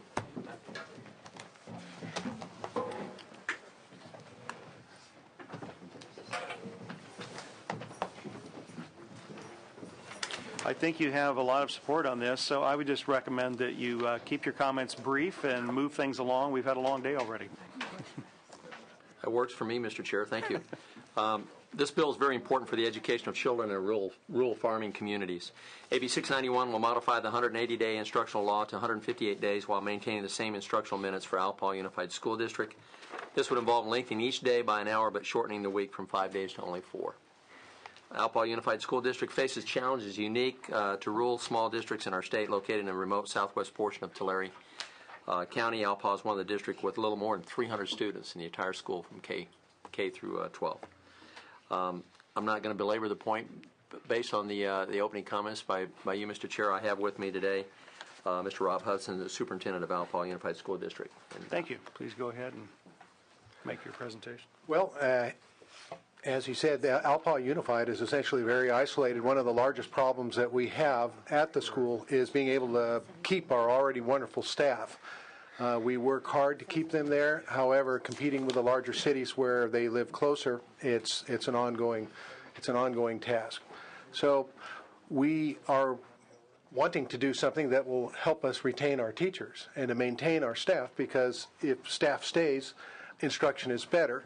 And Alpal has been quite successful at closing the gap. We feel that this is going to give us an even stronger boost in terms of our academic and curriculum delivery. There will be some slight financial savings, but the main purpose that we're focusing on is doing what's best for our kids, and that is giving them teachers that have something unique that will attract them and also get them to stay. Okay, thank you. Other witnesses in support? Dave Walrath, representing Small School Districts Association, in support. Very good. Anna Namack with the Association of California School Administrators, also in support. Next witness. Deborah Brown with the California School Boards Association, also in support. Thank you.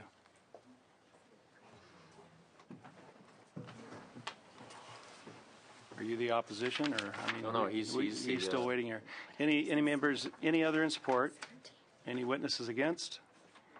All right, we'll bring it back to the committee. Well, I do have a question. Okay, Senator Hancock. Yeah.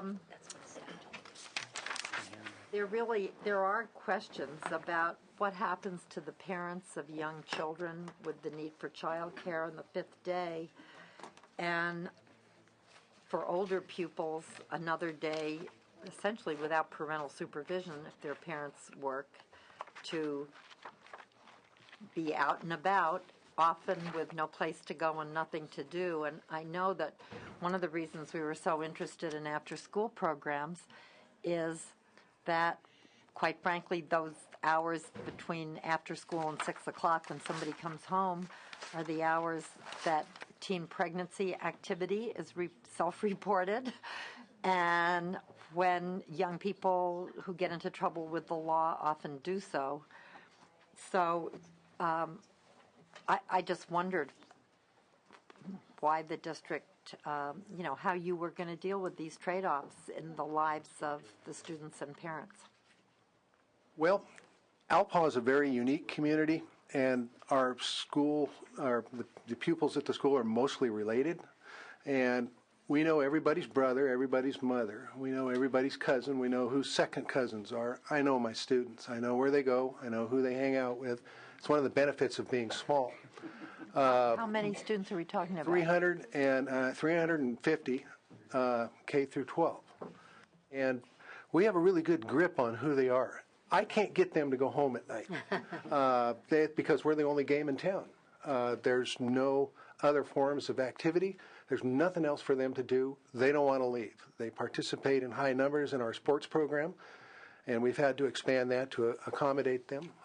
We've also have issues where, and the parents ask the same question, what about that fifth day? What happens during the summer? You have the same thing when students are not in school. We hope that through good parent training, we also have hired a part-time Tulare County Sheriff's Officer that is out in our community. We pay that person to be there to counsel, to work with students and explain to them what needs to be done. So I think if we were in a larger community, your question would be very, very poignant and could be the negating factor of this. But on the other hand, because we're so small and so isolated, and my knowledge of my students and my staff's knowledge of our students and the relationships that we have, which is one of the big ones in relationships, rigor and relevance, that's something that we have above most schools.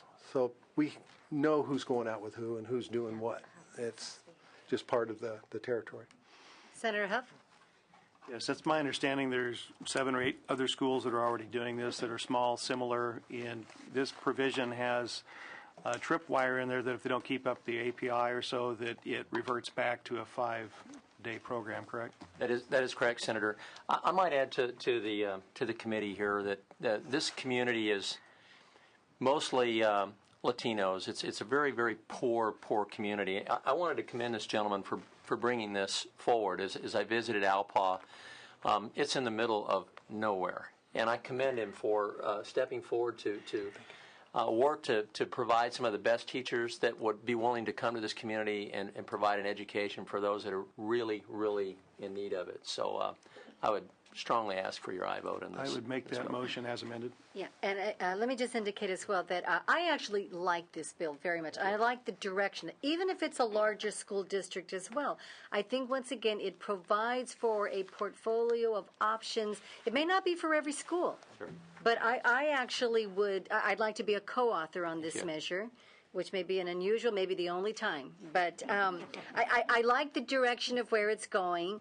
And my hope would be that we continue to have discussion about it to see where else it might be applicable. It would be one where somebody could choose to be in.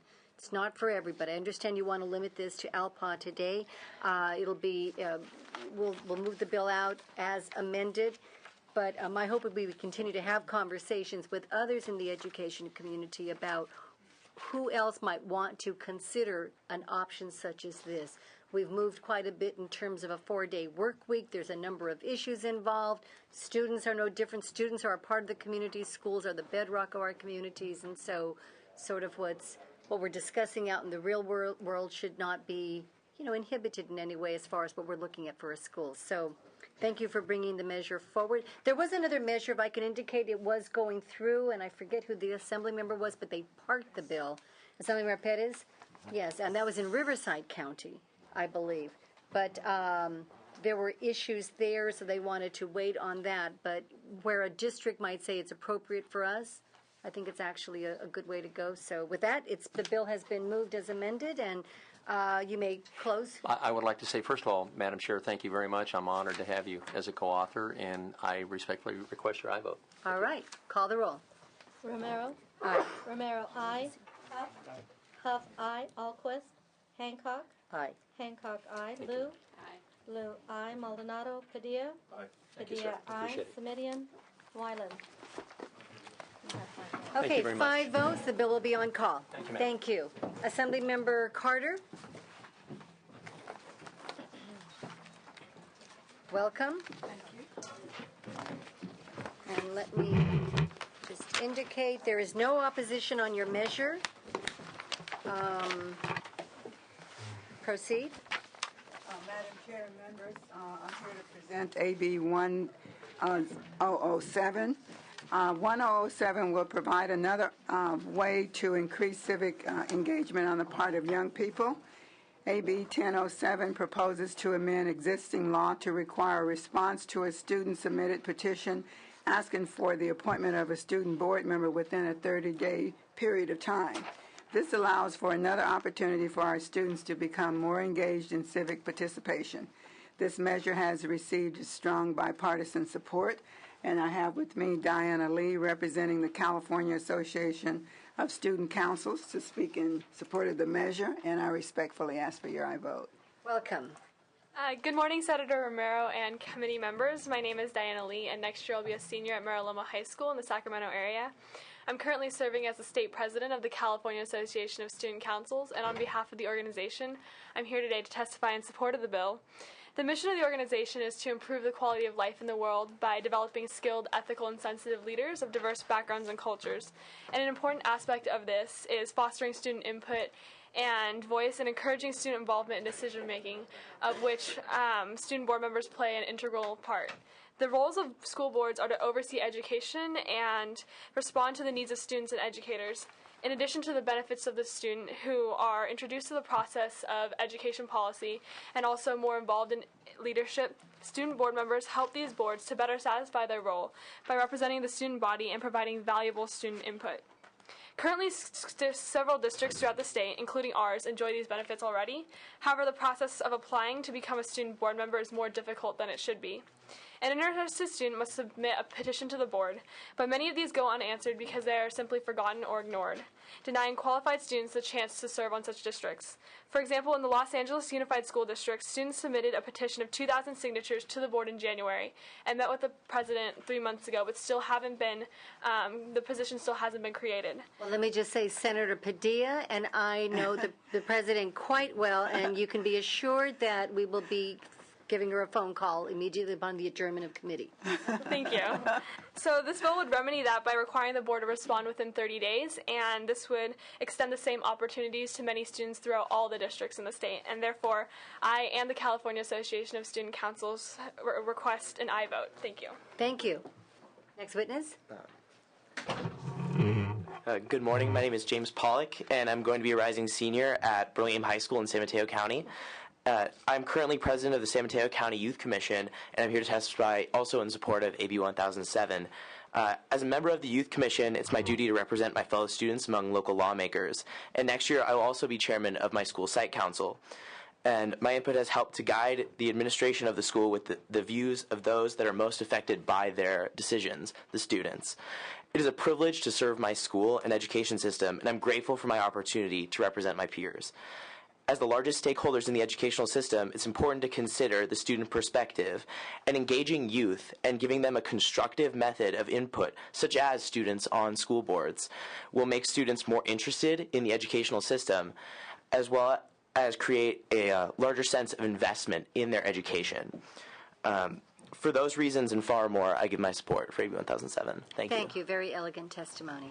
Other witnesses in support? Please step forward.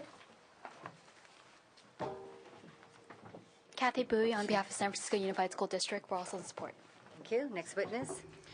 Sam Gammon on behalf of Alliance for Education Solutions. We are in support. Thank you. Other witnesses in support? We did not receive any opposition. Is there any? We do have a small technical amendment that we'd like to have you accept, and I'd like to be added as a co-author. Yes. Okay, on this measure. That would be wonderful. Okay. Any other questions from the committee?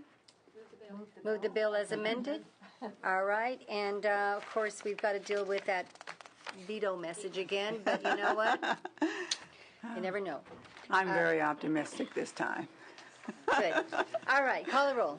Rivera. Aye. Romero, aye. Huff. Aye. Huff, aye. Alquist. Hancock. Aye. Hancock, aye. Lou. Aye. Lou, aye. Maldonado. Padilla. Aye. Padilla, aye. Semidion. Wyland. Okay, it's on call, but it's unanimous so far, so that's very optimistic. Thank you so much, Senator. Thank you. Thank you for bringing the bill forward. Thank you. Okay, our final item. Yes. File item 27, Assemblymember Fuller. There's pressure on you. Final item. And just for the record, it is no longer morning. We passed that a few hours ago.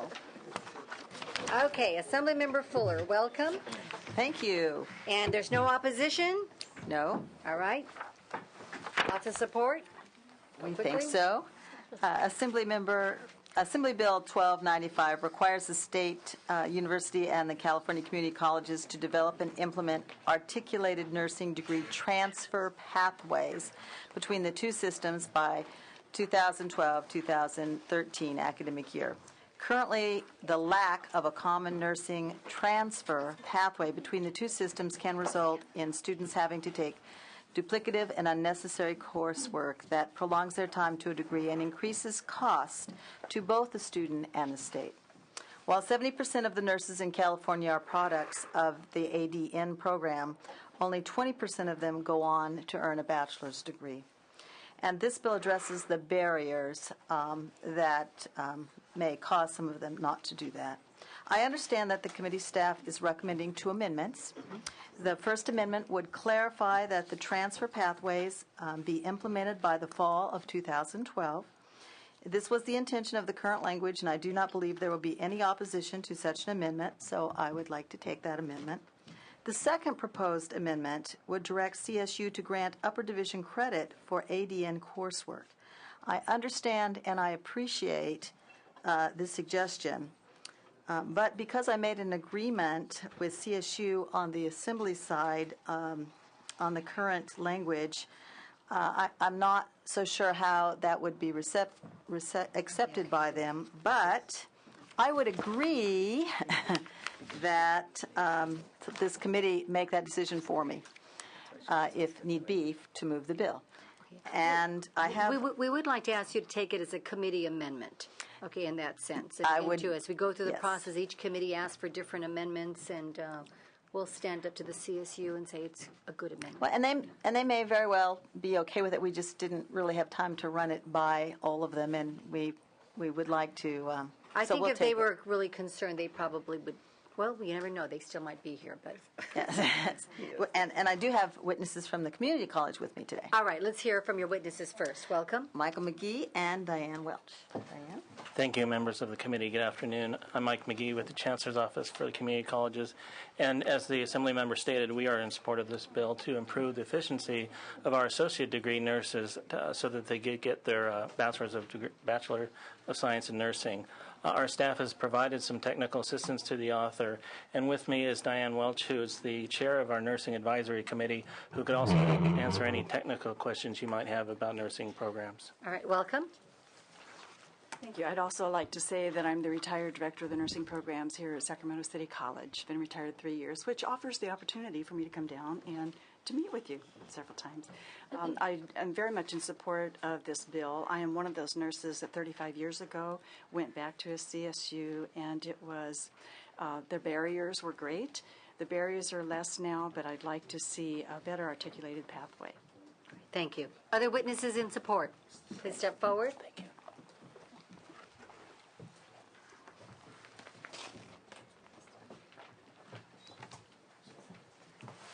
Christine Schilp with the Community College League of California, and for the reasons previously mentioned by the Chancellor's Office, we support this bill and urge your aye vote. Thank you. Thank you. Next witness. Kirk Blackburn of Ellison Wilson Advocacy on behalf of the United Nurses Associations of California, a proud member of ASME, in support. Thank you. Other witnesses in support? Any witnesses in opposition? Is there a representative from the CSU? Welcome. We were looking for you. Don't mean to put you on the spot, but thank you for stepping up. If you could address the amendment that the committee is interested in. I understand. I haven't seen the language, but Ms. Fuller's staff ran it by us yesterday. And I want to thank the author and her staff. We've been working with them as well as with the community colleges. And we have, we felt we had an agreement with the language that we put forward in the assembly. And we've made a commitment. I understand. We've made a commitment that we will, the two faculties will work this out. What you're doing, in essence, is you're predetermining the outcome by requiring the upper division. So in fairness to that, we feel that you should add language to put IGETC and general education breadth in that language. So we're troubled with this, the Second Amendment. We're fine with the First Amendment. But if you're going to put the Second Amendment in, we would submit that you should also put IGETC and general ed breadth. Okay, so okay with the first, but not with the second. What do you want to do? Just let it go? We can talk about it in the probes. All right, well, since you're the last one up, maybe it's just, that we're being nice at the very end. Not that we haven't been nice all day. All right, we'll go ahead and we won't impose that on you at this point, but what I would like to do is to say that we will go ahead and suggest to the Appropriations Committee, you're going to have to deal with them, it's a fiscal committee, that this is an amendment that we're still going to recommend them to take a serious look at in appropriations. All right? And we'll work with Ms. Fuller. All right. Okay, so having said that, is there a motion on the bill as amended? Okay, moved by Senator Liu. With the committee amendments then? No. Just with the author's amendment, not the committee amendment, but we'll speak with appropriation, but encouraging you to have this conversation. Okay. It's just because it's, bargain at the end of the day, you're the last one up, that's where it is. All right, call the roll. Romero. Aye. Romero, aye. Huff. Aye. Huff, aye. Alquist. Hancock. Aye. Hancock, aye. Lou. Aye. Lou, aye. Maldonado. Padilla. Padilla, aye. Semidian. Aye. Semidian, aye. Wyland. Aye. Wyland, aye. 7-0. Alquist is missing. We'll put it on call. It's got sufficient votes to go out. Thank you. All right, thank you. Members, believe it or not, we are finished. It's been a long and exhausting day. Started at 8 in the morning. Senator Padilla, can you still catch your plane? I didn't do once. Let's lift the call. All right, let's lift the calls, and sergeants, if we could get Miss Alquist in, we'll go ahead and we'll do one more round. Okay. These will need motions on. Okay, we had a special order of business at 8 o'clock in the morning. We had few members at that time, so we need motions. Let's go ahead and begin with file item 21. Move the item. Move the item on Assemblymember Skinner. Call the members. Romero. Aye. Romero, aye. Huff. No. Huff, no. Alquist. Hancock. Aye. Hancock, aye. Lou. Aye. Lou, aye. Maldonado. Padilla. Aye. Padilla, aye. Semidian. Semidian, aye. Wyland. No. Wyland, no. Jim. 5-2. Okay, 5-2, the measure's on call. Can I get a new set of briefing notes, because mine are all... So I need to know where we are. All right, next item is file item 24, Assemblymember Skinner, 1080. Move the item. What is the item? I'm looking for my notes. School facilities, Emory Okay, Unified. call the members. Romero. Aye. Romero, aye. Huff. Aye. Huff, aye. Alquist. Hancock. Aye. Hancock, aye. Lou. Lou, aye. Maldonado. Padilla. Aye. Padilla, aye. Semidian. Aye. Semidian, aye. Wyland. Wyland, aye. 7-0. That measure will be on call. Okay, the next item is file item 28. This is Assemblymember Fong. Call the members. I need a motion. Oh, moved. Call the members. Romero. Jim. Aye. Romero, aye. Huff. Huff, aye. Alquist. Hancock. Yeah, we're missing. Hancock, aye. Lou. Lou, aye. Maldonado. Padilla. Aye. Padilla, aye. Semidian. Semidian, aye. Wyland. Wyland, aye. 7-0. Okay, 7-0. The measure's on call. The next item is file item 29. Assemblymember Perez, call the members. Oh, do we have a motion? Move the bill, call the members. File item 29, this is AB 1435, dealing with an advisory committee. You have your notes? Senator Liu? This is not Area 51. This is actually file, I know it's the last day, but it is file item 29. It's a do pass recommendation. I support it, if that helps. Sometimes it doesn't. Okay, call the roll. Romero? Aye. Romero, aye. Huff? Huff, aye. Alquist? Hancock? Aye. Hancock, aye. Lou? Lou, aye. Maldonado? Padilla? Aye. Padilla, aye. Semidian? Semidian, aye. Wyland? Wyland, aye. 7-0. The Alquist came in. Senator Alquist, do you wish to vote on this? Are we missing her? Yes, she's the only one. You're the only one. The only one for what? To vote on file item 29, Assemblymember Perez, AB 1435. Aye. Okay, Alquist, aye. We have 8-0. Okay, 8-0. The bill is out. First bill to go out today. All right, file item 11. Assemblymember De Leon, we were going to move the bill, we're going to move it to appropriations. We are creating a working committee. I am not going to vote on the item to signal that we want this to go into a working committee. We didn't want to establish the formality of a conference committee, but essentially that's what it's going to do, to take up this measure, a number of other measures, and looking at how we spend one-time dollars, perhaps in a more bold and innovative way to capture some dollars for school improvement. So on that, please call the... we need a motion. Move the bill. Okay. Romero? Not voting. Huff? Not voting. Alquist? Aye. Alquist, aye. Hancock? Aye. Hancock, aye. Lou? Aye. Lou, aye. Maldonado, Padilla? Aye. Padilla, aye. Semidian? Semidian, aye. Wyland? Aye. Wyland, aye. 6-0. 6-0. The bill is out. Next item. Just go straight down there. File item 1 by the vice chair of our committee and Senator Yee. There has been a motion on this already. Go ahead and call the absent members. Alquist? Aye. Alquist, aye. Hancock? Aye. Hancock, aye.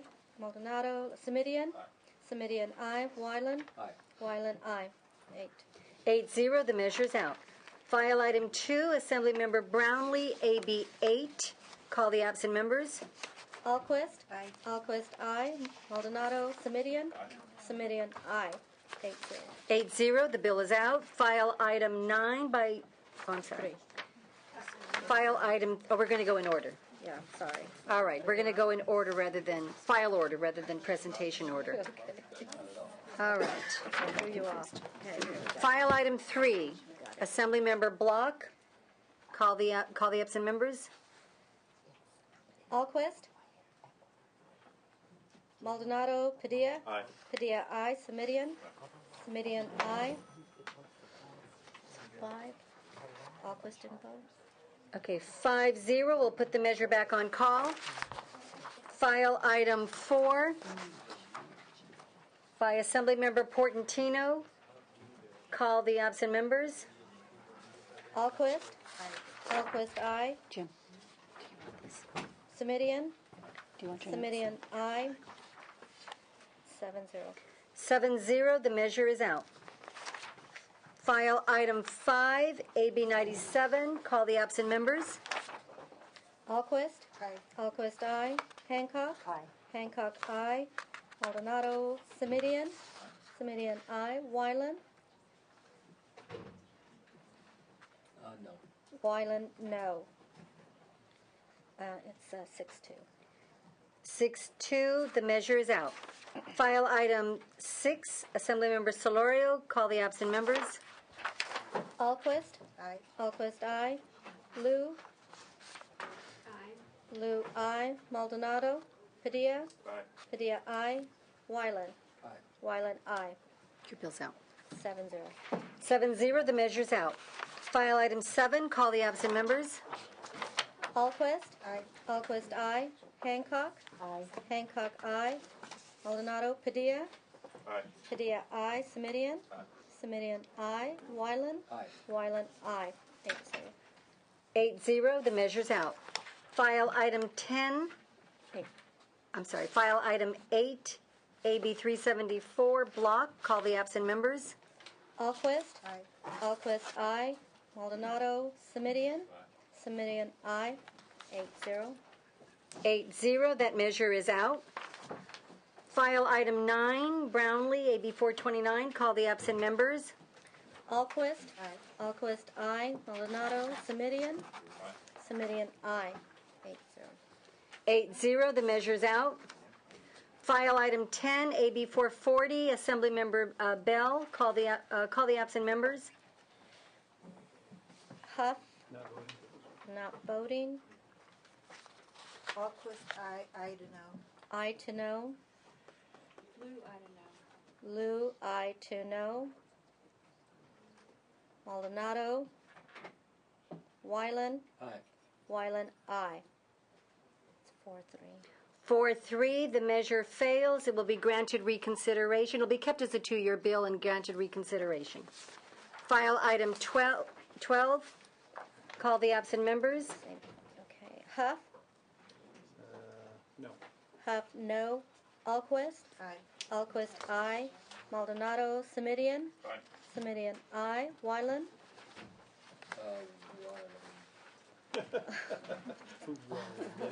Think of your friends. Think of your friends. Not voting. Wyland not voting. 6-4. 6-1, the measure's out. File item 13, Conway, call the absent members. Alquist? Aye. Alquist, aye. Maldonado, Simidian? Aye. Simidian, aye. 4-3, the measure fails. Reconsideration granted. Will become a 2-year bill. File item 14, call the absent members. Romero? Aye. Romero, aye. Alquist? Aye. Alquist, aye. Maldonado, Simidian? Aye. Simidian, aye. Wyland? Aye. Wyland, aye. 7-1. 7-1, the measure passes. File item 15, Davis, call the absent members. Romero? Aye. Romero, aye. Alquist? Aye. Alquist, aye. Maldonado, Simidian? Aye. Simidian, aye. Wyland? No. Wyland, no. 6-2. 6-2, the measure passes. File item 16, Amiano, call the absent members. Romero? Aye. Romero, aye. Alquist? Aye. Alquist, aye. Maldonado, Simidian? Aye. Simidian, aye. Wyland? Not voting. Wyland, not voting. 5-1. 5-1, the measure fails. No, passes. Oh, I thought we had need 6. No, 5. End of the day. Okay, the measure passes. File item 17, Gilmore, call the absent members. Alquist? Aye. Alquist, aye. Maldonado, Simidian? Aye. Simidian, aye. Wyland? Aye. Wyland, aye. 8. 8-0, the measure passes. File item 18, call the absent members. Alquist? Aye. Alquist, aye. Hancock? Aye. Hancock, aye. Lou? Lou, aye. Maldonado, Padilla? Aye. Padilla, aye. Wyland? Not voting, okay. I'm sorry, Madam Chair, file item. AB 836. Yeah, I have you down as aye. 6-1. 6-1, the measure passes. File item 19, call the absent members. Lou? This is Nava and Arambula. Lou, aye. Maldonado, Padilla? Aye. Padilla, aye. Wyland? Aye. Wyland, aye. 8. 8-0, the measure passes. File item 20, AB 980, call the absent Madam members. Chair, I've been chairing health, and I understand there are amendments on AB 980, if I might ask, Do they take those in appropriations, you said? or what they, I mean, just what they are. Pull it out. I don't believe that there were amendments. There weren't amendments No. taken in committee. They were going to be considered in Yeah, appropriations. there's no amendments in committee. There was some consideration. Right. An additional one that Mr. Huff had suggested. Yeah, but there's nothing yet, but it would be for consideration. For consideration. Well, the chair, excuse me, the author accepted the amendment. And what is the chair doing? Committed to do them in I am appropriations. not voting on the measure. Thank you. Okay, Alquist. Maldonado, Padilla. Aye. Padilla, aye. Semidion. I'm sorry. I apologize, Madam Chair. We're on file item 20. AB 980. Thank you. Not voting for the moment, but I will roll open and announce the vote. Close, go through the roll here. Okay. Wyland. No. Wyland, no. Where are we at this point, Madam Chair? Okay, we do not, it's 3-1 And 4 are not voting. and 4 are not voting. Okay, so the measure fails, reconsideration granted. File item 22, call the absent members. Alquist. Aye. Alquist, aye. Maldonado, Semidion. Semidion, aye. Wyland. Wyland, aye. 8-0. 8-0, the measure's out. File item 23, Conway, call the absent members. Alquist. Alquist, aye. Maldonado, Semidion. Semidion, aye. 8. 8-0, the measure's out. File item 25, call the absent members. Maldonado, Padilla. Wyland. Wyland, aye. 7, Padilla's gone. 7, what is it? 7. 7-0, the measure passes. File item 26, call the absent members. Romero. Aye. Romero, aye. Alquist. Alquist, aye. Maldonado. Semidion. Semidion, aye. Wyland. Wyland, aye. 8. 8-0, the measure passes. File item 27, Fuller. Alquist. Aye. Alquist, aye. It's 8-0. 8-0, the measure passes. We end on a bipartisan unanimous roll. Wait, we have a few still. Oh, it's not over. I spoke too soon. Sorry. All right. Okay, final round. I thought we had. No, we started off with these. We were still Oh, okay. open. I'm sorry. Okay, file item 21. We were waiting for Alquist to return. That's what it was. Okay, file item 21. Senator Alquist, these are the ones we're just waiting on you. You're the deciding vote. Okay. AB 983, Okay. file item 21. Aye. Okay. Alquist, aye.